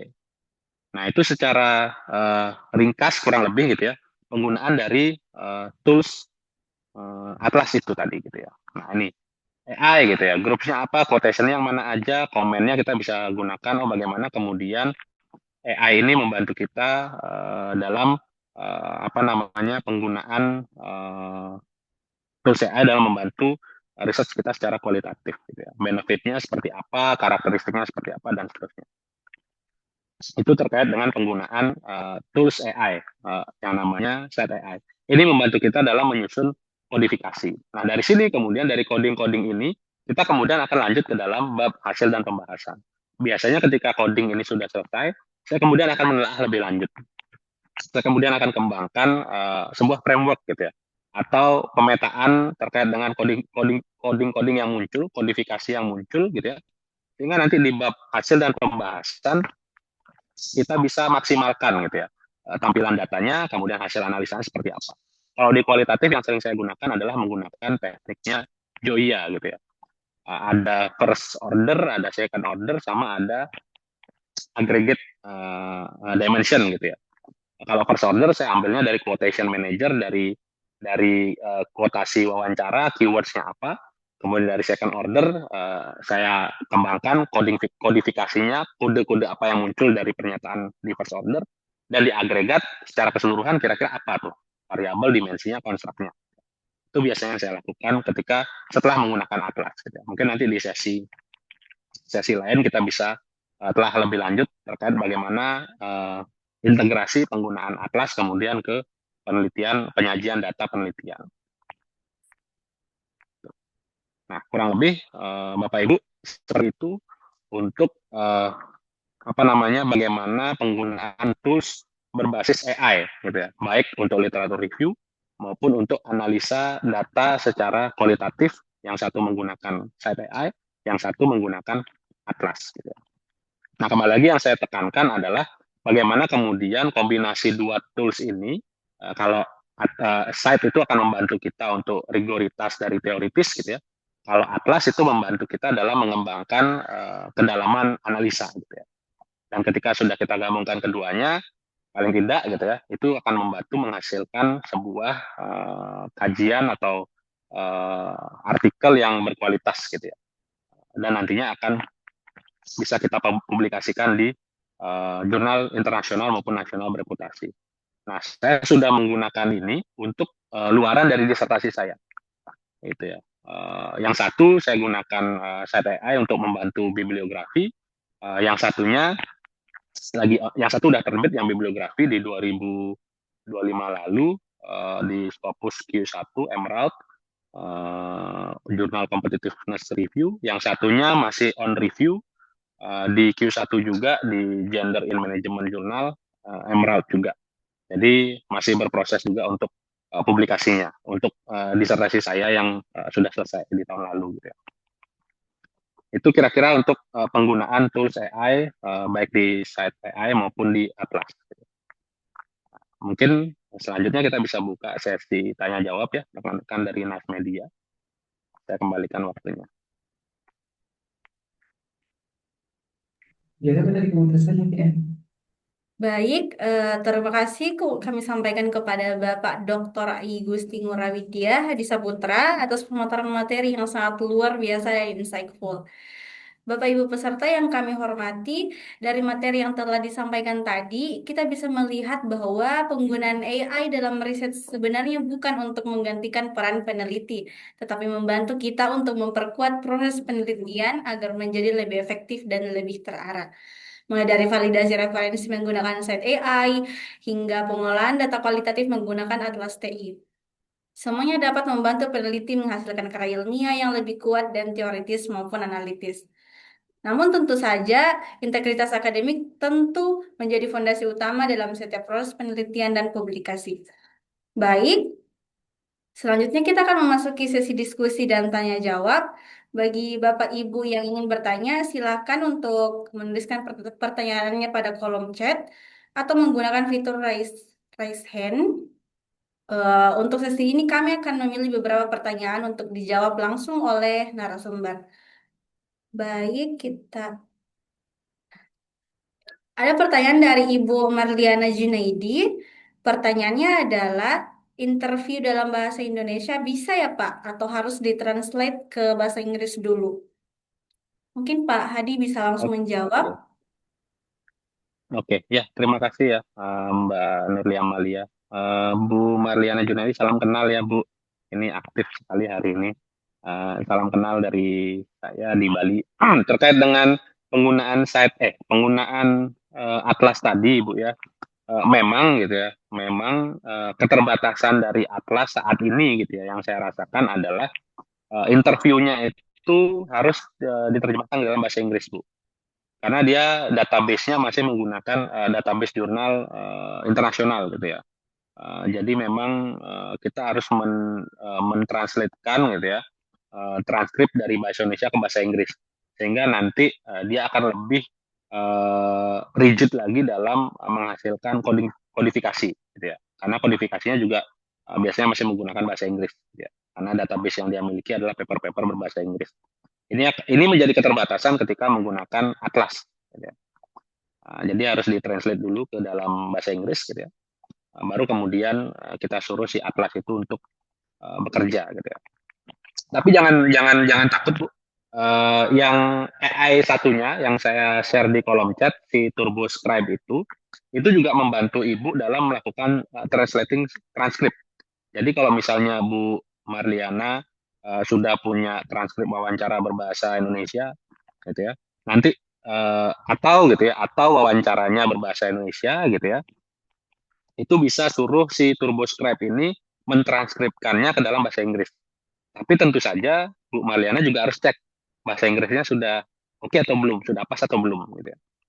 Nah, karena kan tugas kita adalah memvalidasi, gitu, memverifikasi hasil yang sudah diberikan oleh AI. Itu tadi yang menjadi garis besar gitu ya, underline dari saya gitu. Jadi memang penggunaan Atlas ini lebih disarankan untuk bahasa Inggris gitu ya, untuk transkripnya. Sehingga nanti hasil coding yang dihasilkan oleh si AI si Atlas ini dia akan lebih bagus lagi gitu ya. Gitu Bu Marliana. Oke, sama-sama Bu Marliana.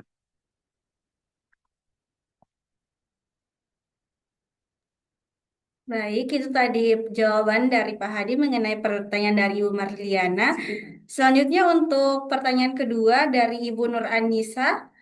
Menurut perspektif Bapak, apakah ada kecenderungan reviewer jurnal bereputasi seperti Scopus atau Sinta Tinggi saat ini menjadi lebih ketat atau skeptis ketika mendeteksi bahwa analisis data kita itu dibantu oleh tools berbasis AI?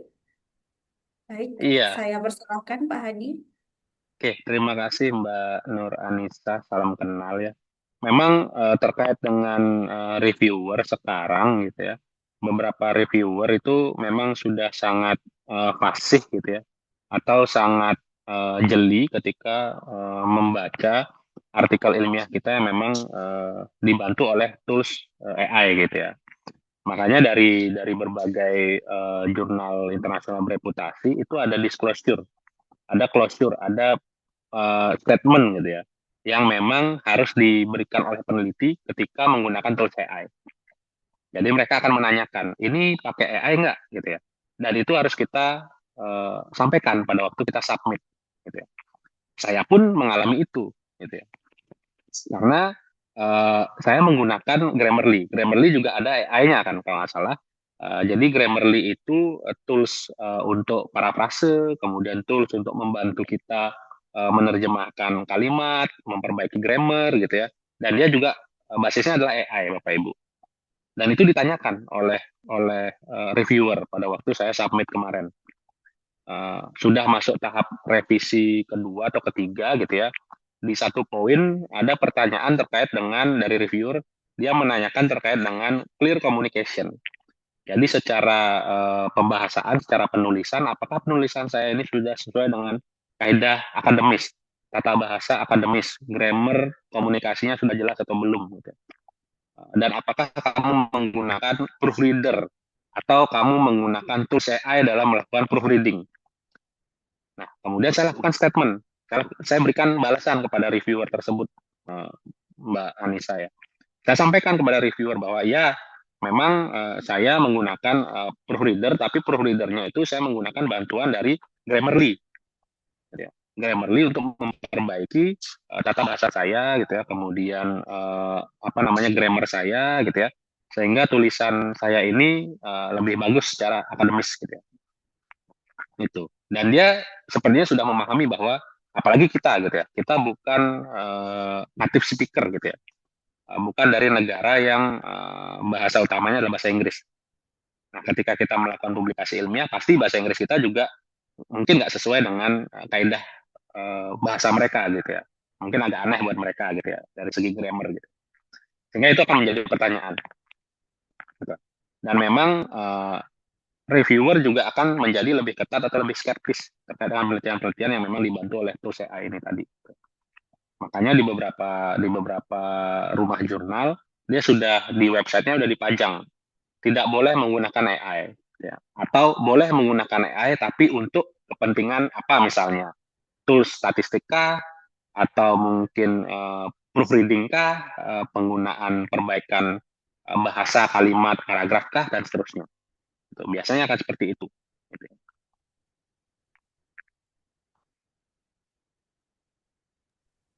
Baik, jadi itu jawaban dari pertanyaan Ibu Anissa.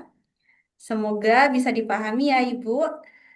Untuk selanjutnya dari Ibu Hanifa Adeva. Pertanyaannya, sejauh pengalaman Bapak dalam menulis publikasi ilmiah, berapa lama rata-rata waktu yang bisa dipangkas untuk menyelesaikan satu naskah jika kita benar-benar memaksimalkan workflow gabungan Site AI dan Atlas TI? Karena jadwal mengajar sendiri saya sudah padat ya, Pak. Ah, silakan Pak Hadi untuk Oh, menjawab pertanyaannya. ya, ini menjadi satu kendala juga untuk rekan-rekan dosen gitu ya. Kalau kita bilang tridharma, pengajaran, pendidikan, penelitian, dan juga pengabdian gitu ya. Bahkan kita sudah multi dharma gitu ya. Atau mungkin ada yang ngurusin administratif gitu ya di struktural atau mungkin jadi panitia-panitia di kegiatan-kegiatan kampus gitu ya. Sehingga waktu menulis kita juga semakin sedikit gitu ya.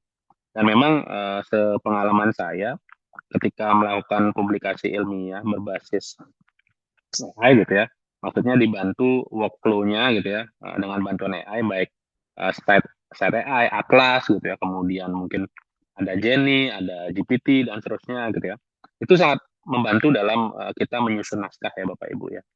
Kalau saya gitu ya, workflow saya biasanya adalah saya punya topik gitu ya, saya punya topik, kemudian saya berpikir gitu ya, saya berpikir sama Jenny, sama GPT gitu ya, saya ajak mereka berpikir dari topik saya kira-kira bisa dikembangkan menjadi penelitian apa gitu ya. Dari situ kemudian mereka merekomendasikannya gitu. Misal, Pak Hadi saya pengen meneliti terkait dengan care ekonomi gitu ya. Oke, saya lempar ke Jenny, saya lempar ke GPT gitu ya. Saya ingin meneliti tentang topiknya adalah care ekonomi gitu ya. Kira-kira dari topik care ekonomi gitu ya, penelitian apa yang sekiranya dapat kita lakukan ke depannya. Nah, mereka berpikir tuh, mau baik si Jenny maupun GPT berpikir. Kemudian dia merekomendasikan, oke, bisa teliti tentang care ekonomi dikaitkan dengan misal gitu ya, ketersediaan lapangan pekerjaan di bidang care ekonomi di Indonesia. Gitu ya. Oke, dari situ kemudian saya lempar ke Set AI. Tolong dong Set AI berikan analisa mendalam terkait dengan care ekonomi, potensi care ekonomi, kemudian bagaimana pekerjaan-pekerjaan yang bisa muncul di bidang care ekonomi. Nah, itu kemudian dia akan menganalisa secara literatur ilmiah gitu ya, untuk menjadi bahan saya baik di background maupun di literatur review. Itu akan sangat membantu gitu ya. Workflow itu akan sangat membantu mempersingkat kita dalam menyusun karya ilmiah. Nah, dari situ kemudian saya lempar lagi ke Jenny. Jenny, tolong dong bantu susun gitu ya, subbab atau subtopik untuk bidang penelitian saya care ekonomi dan bagaimana peluangnya misal di Indonesia. Gitu ya. Nah, dia akan membuatkan subbabnya gitu ya. Nah, dari situ kemudian kita kembangkan narasinya. Itu akan sangat membantu Bapak. Dan kurang lebih kemarin saya sempat conference gitu ya, conference international conference itu saya ada satu topik penelitian tentang waste management gitu ya, pengelolaan waste management berbasis komunitas. Kemudian saya cuma susunnya kurang lebih seminggu gitu ya, dari data yang sudah saya miliki saya turun ke lapangan gitu ya, kemudian saya wawancara dan seterusnya, saya lakukan analisa gitu ya, buat paper itu kurang lebih seminggu pada akhirnya gitu ya, dengan bantuan workflow yang tadi saya sampaikan. Saya lempar ke GPT, saya lempar ke Jenny gitu ya, saya lempar ke Set AI gitu ya, saya lempar juga ke Atlas dan seterusnya. Kurang lebih sekitar seminggu pada akhirnya saya selesai satu paper dan sudah dipresentasikan di international conference kemarin di di IUD di Tsinghua Southeast Asia Center di Bali di sini terkait dengan contemporary wisdom gitu ya. Itu sudah masuk proceeding. Ya kurang lebih seminggu saya selesaikan. Jadi dengan bantuan AI ini sangat membantu kita secara efektif, secara efisien dalam meneliti atau mungkin menyusun karya ilmiah.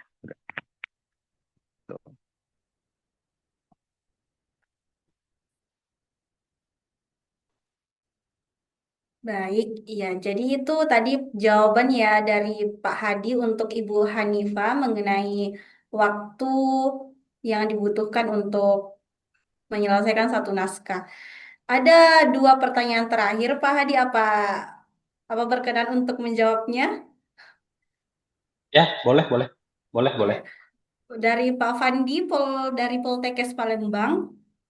Apa implikasi terhadap artikel yang dibantu AI tapi tidak disampaikan secara jujur kepada reviewer?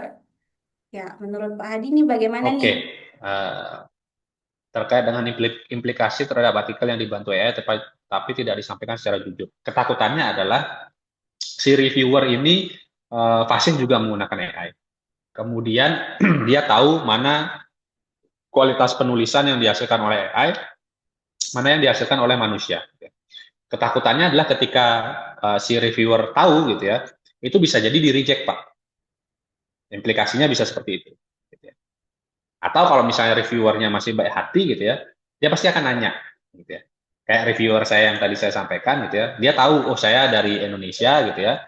Kemudian secara bahasa kok kayaknya ini ada yang agak aneh gitu ya, tidak terbiasa mungkin menggunakan bahasa Inggris, beberapa kalimat itu mungkin secara grammar tidak sesuai dengan kaidah di barat sana gitu ya. Dan kemudian bertanya, gitu ya, apa kamu menggunakan tools untuk membantu proofreading atau untuk menggunakan penggunaan AI dalam membantu proofreading dan seterusnya. Itu masih baik hati reviewernya. Tapi kalau misalnya reviewernya sudah fasih menggunakan AI dan tahu itu menggunakan AI gitu ya, bisa jadi malah di-reject. Nah, maka dari itu cara editor, cara rumah jurnal itu adalah dengan memberikan klausul yang tadi saya sampaikan, disclosure. Apakah Anda menggunakan AI dalam menulis artikel ilmiah ini? Jika ya, di bagian mana? Gitu ya. Sehingga nanti itu bisa dipahami oleh reviewer. Oh, ternyata dia menggunakannya untuk apa, batasannya seperti apa. Kalau misalnya nggak di disclosure, ketakutannya bisa jadi di reject. Gitu ya. Karena secara aturan etika tidak memenuhi rumah jurnal tersebut. Gitu.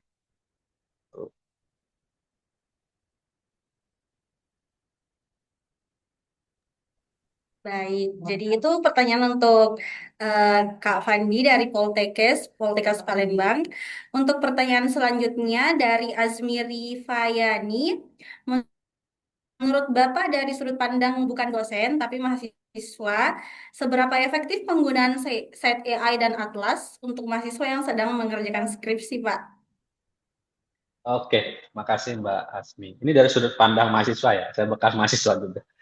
Saya bekas mahasiswa juga, gitu ya, mantan mahasiswa juga, gitu ya. Terkait dengan penggunaan Set AI dan juga Atlas untuk membantu mengerjakan skripsi, tentu ini akan sangat efektif ya, asal gitu ya, asal mahasiswa yang bersangkutan juga paham batasan, kemudian teknis penggunaannya seperti apa, kegunaannya seperti apa. Kalau saya gitu ya, saya kebetulan juga mengampu mata kuliah untuk kelas seminar di prodi gitu ya, di prodi yang saya home base saya gitu ya. Di kelas seminar itu juga saya ajarkan kepada mereka penggunaan tools AI gitu ya. Tentunya dengan batasan integritas itu tadi, moral kompas dan juga etika integritas. Sebatas mana sih penggunaan AI? Membantunya di bidang apa gitu ya, kegunaannya seperti apa, kemudian jangan asal kopas, harus kita validasi dan seterusnya. Nah dari situ kemudian kita juga praktekkan ke mahasiswa dan beberapa mahasiswa sudah berhasil menggunakan AI untuk membantu gitu ya, kedalaman literatur review, kedalaman analisa data yang sudah mereka miliki dan seterusnya. Tidak masalah sebenarnya, karena di Dikti pun sudah mengeluarkan panduan terkait dengan penggunaan AI dengan batasan etika dan integritasnya. Yang perlu kita ajarkan kepada mahasiswa, kalau saya sebagai dosen, adalah bagaimana teknik prompting, bagaimana penyajian data, bagaimana penggunaan AI secara etika dan berintegritas. Jadi dengan bantuan ini juga sebenarnya sangat memudahkan mahasiswa gitu ya dalam menyusun yang namanya karya ilmiah. Gitu.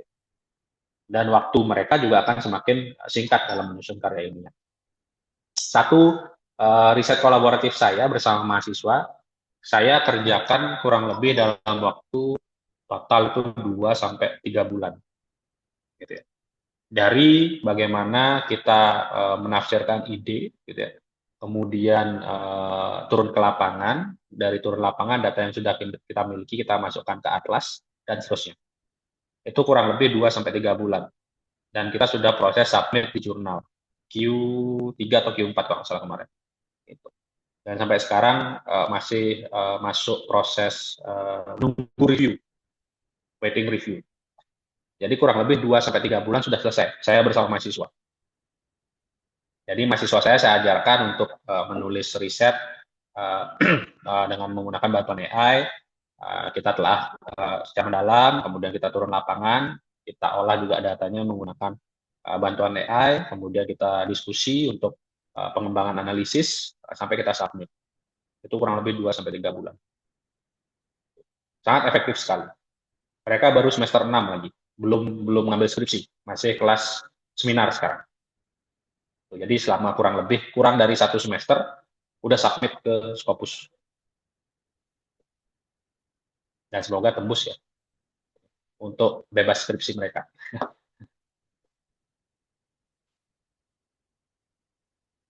Oke, sama-sama Mbak Asmi. Ya, untuk pertanyaan selanjutnya dari Denta Handra, beliau bertanya kalau menulis artikel dan menyerahkan artikelnya untuk direview, biasanya kalau lihat yang rapi-rapi itu pasti kepikirannya, oh buatan AI ini. Mungkin ada tips dari Bapak agar artikel yang kita walaupun dibantu AI itu tetap meyakinkan dan terlihat autentik. Oke, terkait dengan otentik ya, ya memang sekarang juga AI udah semakin canggih gitu ya. Kita bisa juga nyuruh AI untuk menulis sesuai dengan apa namanya humanis gitu ya, humanize gitu ya, dan juga terlihat otentik dibuat oleh manusia itu juga bisa gitu ya. Cuma memang beberapa kali ketika kita menelaah hasil dari AI itu, mereka memiliki tanda-tanda tertentu gitu ya. Biasanya dia memulainya dengan misal kita menulis yang namanya tujuan penelitian. Kadang yang dimunculkan oleh si AI adalah tujuan penelitian ini adalah terlalu template bahasanya, gitu. Terlalu kaku gitu ya. Nah, itu kemudian ada satu tanda ketika dia menjelaskan sebuah istilah, gitu ya. Dia pakai dash yang panjang atau garis strip yang panjang. Kalau kan kita ada dash yang minus gitu ya, yang sedikit ya, yang kecil, sama ada yang panjang. Nah kalau AI itu biasanya dia pakainya yang panjang. Nah itu terlihat itu. Nah, kalau beberapa reviewer terutama untuk narasi segala macam, itu biasanya udah tahu, oh ini dari AI nih, kalau ada dash yang panjang. Itu. Kemudian narasinya misal dalam satu paragraf itu cuma 1-2 kalimat. Itu juga bisa jadi terindikasi menggunakan AI karena dia kurang dalam gitu ya. Nah, caranya biasanya tips and triknya adalah kita bisa kembangkan dari kalimat-kalimat yang diberikan oleh AI tersebut gitu ya. Kita kembangkan lagi lebih dalam. Kita analisa lagi lebih dalam, kita berikan narasi yang lebih dalam menganalisa hasil pembahasan misalnya. Atau mungkin cara paling gampang adalah menggunakan parafrase, Mbak Denta ya. Jadi ketika si AI sudah menghasilkan narasi, baik kalimat maupun paragraf, kita bisa parafrase ke dalam bahasa kita gitu ya, yang kita pahami. Atau mungkin kita minta bantuan, misal pakai Grammarly gitu ya, tolong dong parafrase kalimat ini. Gitu ya. Karena ada beberapa istilah yang mungkin terlalu akademis sekali, sehingga untuk diterjemahkan itu harus menggunakan bahasa yang lebih sederhana. Sehingga lebih terlihat otentiknya di situ. Gitu. Jadi ada beberapa teknis yang bisa kita lakukan, salah satunya adalah dengan menggunakan parafrase. Kalau di tools juga ada sebenarnya tools untuk humanize gitu ya. Tolong dong humaniskan tulisan ini agar tidak terlihat seperti AI. Itu ada juga toolsnya. Ada tools namanya humanizer gitu ya. Itu bisa di googling, ada yang berlangganan juga kalau nggak salah gitu ya. Jadi ada tools yang namanya humanizer. Sehingga kelihatannya itu akan dibuat oleh si manusia gitu ya. Itu juga ada. Jadi beberapa tipsnya mungkin itu yang bisa kita lakukan. Tapi biasanya kalau saya sih pakainya parafrase, menggunakan yaitu tadi Grammarly gitu ya.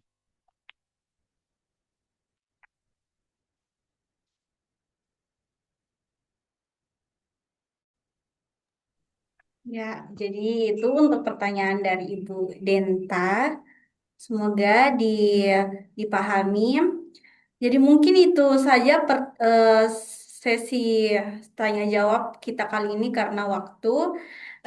Terima kasih kami sampaikan kepada Bapak Dr. Igusti Ngurah-Widya di Saputra atas pemaparan materinya yang sangat luar biasa dan juga kepada seluruh peserta yang telah berpartisipasi aktif dalam sesi diskusi hari ini. Eh, Semoga materi yang telah disampaikan hari ini dapat memberikan wawasan baru sekaligus membantu Bapak dan Ibu dalam menyusun karya ilmiah yang lebih berkualitas, sistematis, dan tetap menjunjung tinggi integritas akademik. Sebelum lanjut ke sesi selanjutnya, Bapak dan Ibu kami persilakan untuk mengisi daftar hadir yang telah dikirim oleh tim kami di chat di komentar untuk keperluan sertifikat. Selanjutnya kita akan memasuki sesi publication klinik, yaitu sosialisasi layanan pendamping naskah serta informasi voucher spesial bulan Mei dari Timnas Media. Kepada Timnas Media, kami persilahkan.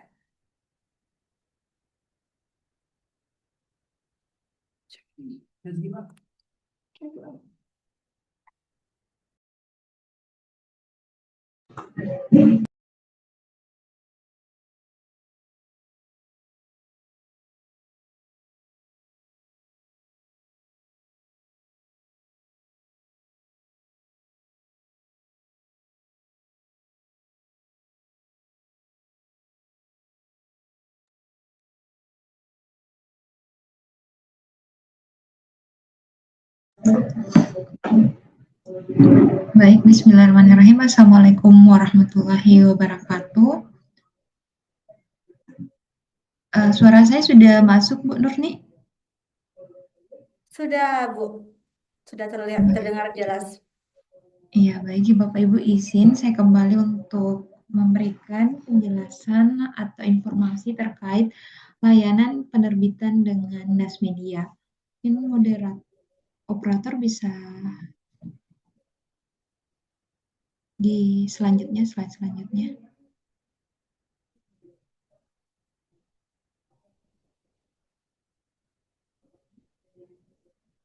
Di atas slide kedua.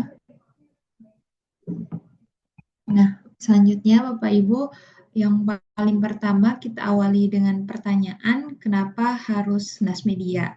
karena Dinas Media itu menyediakan layanan yang proses penerbitannya cepat, yakni mulai dari 14 hari kerja, atau ketika Bapak Ibu membutuhkan proses penerbitan yang tidak terlalu cepat, kami juga menyediakan dengan jangka waktu 21 hari kerja sampai dengan 30 hari kerja. Dan tentunya dalam proses penerbitan Dinas Media mudah dan penulis akan didampingi secara eksklusif oleh tim kami, yakni mulai dari proses editing, desain cover, layouter, sampai dengan proses ISBN itu akan dibuatkan wadah komunikasi oleh tim admin kami untuk pendampingannya. Jadi Bapak Ibu bisa komunikasi dan memonitoring naskahnya melalui wadah komunikasi yang dibuatkan oleh tim kami, yaitu berupa grup. Kemudian tidak ada pengalihan hak cipta ke penerbit. Jadi Nas Media memberikan hak 100% untuk copyright atas nama penulisnya. Jadi kita tidak ada pengalihan hak cipta atau penulisnya tetap memiliki naskah originalitas terhadap naskah tersebut.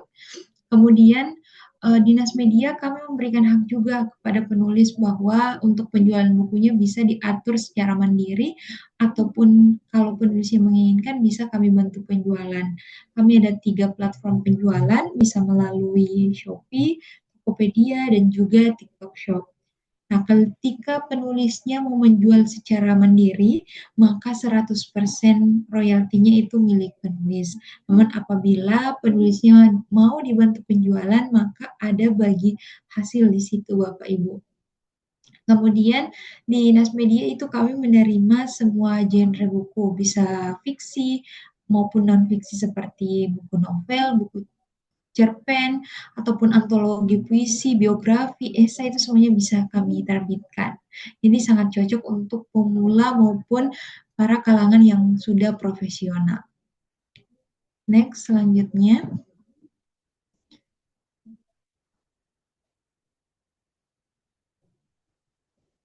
Nah, kalau alur penerbitan Dinas Media, itu Bapak Ibu cukup memilih salah satu dari paket penerbitan kami. Kemudian mengirimkan naskahnya melalui email atau bisa langsung konsultasi dengan CS konsultan kami melalui via WA. Kemudian akan dicek untuk estimasi jumlah halaman, kelengkapan naskahnya itu semua akan dicek oleh tim kami. Kemudian setelah kita deal dan siap untuk melanjutkan prosesnya, Nas Media akan melakukan proses editing, desain cover, layout, ISBN, dan ketika ISBN sudah terbit, akan diinfokan dan naskah tersebut akan kita lanjutkan ke proses cetak dan siap untuk didistribusikan atau dikirimkan ke alamat penulis. Selanjutnya,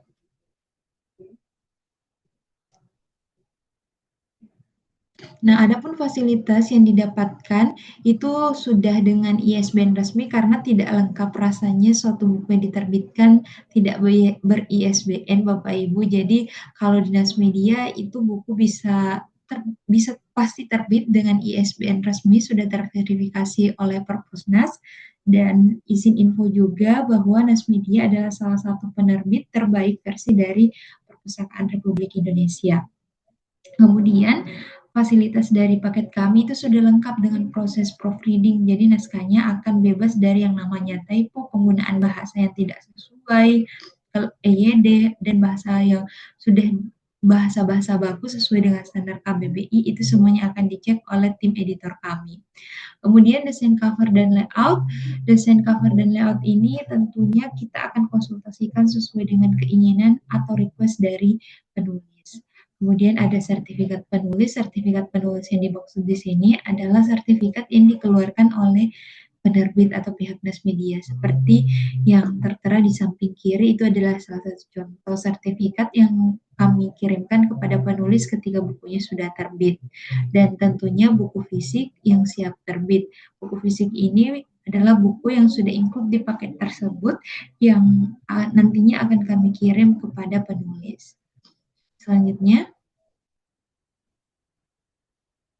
nah di sini ada 3 paket penerbitan dari fasilitas yang saya sampaikan di atas tadi. Itu semua di paket ini sudah include mulai dari proofreading, desain cover dan layout, ISBN itu semuanya sudah ada di paket ini. Tinggal Bapak Ibu menyesuaikan dengan waktu yang dibutuhkan, ingin cepat atau tidak terlalu cepat, atau mau santai-santai saja bisa memilih ketiga paket ini. Dan untuk detail biayanya, nanti Bapak Ibu bisa langsung konsultasi dengan CS atau konsultan penerbitan kami. Mungkin panitia juga bisa bantu infokan sebentar kepada Bapak Ibu untuk nomor konsultan penerbitan supaya Bapak Ibu bisa lebih leluasa untuk konsultasi.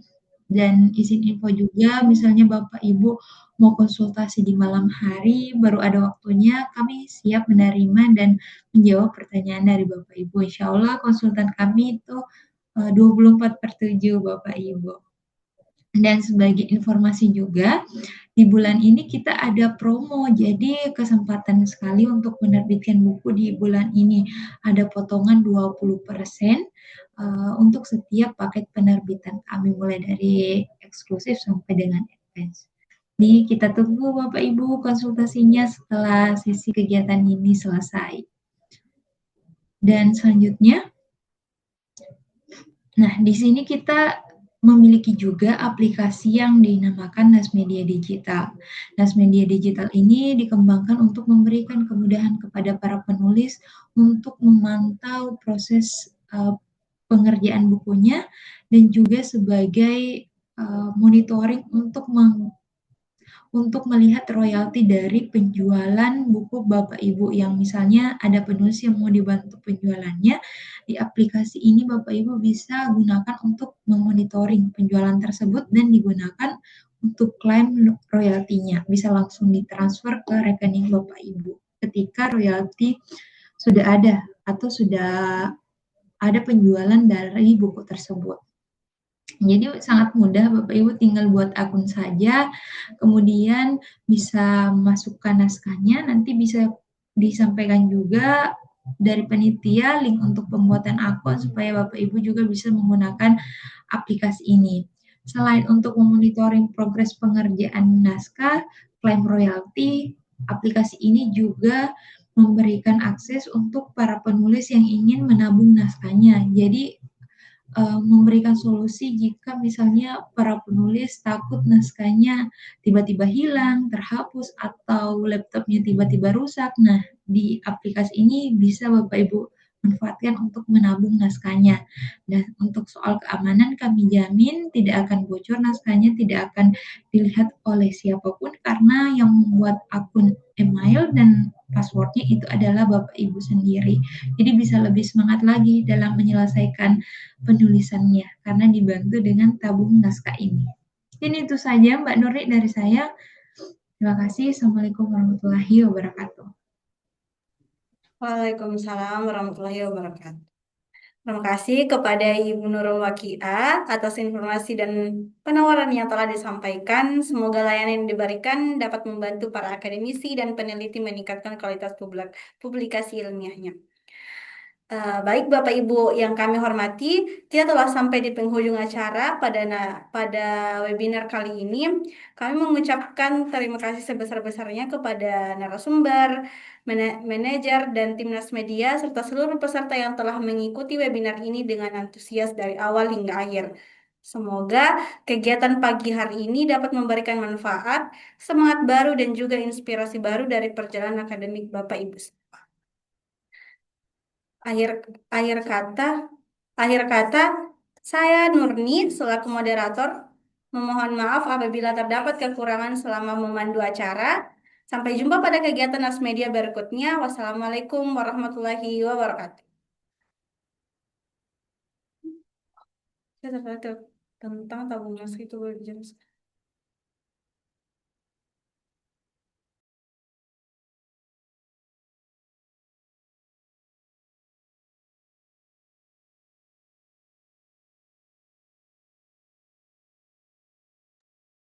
Oke, untuk pertanyaan dari Mbak Denta Handra, untuk penjelasan mengenai tabung naskah boleh dihubungi Ibu Wakiah mengenai hal itu. Sebentar kami kirim kontak personnya. Berapa?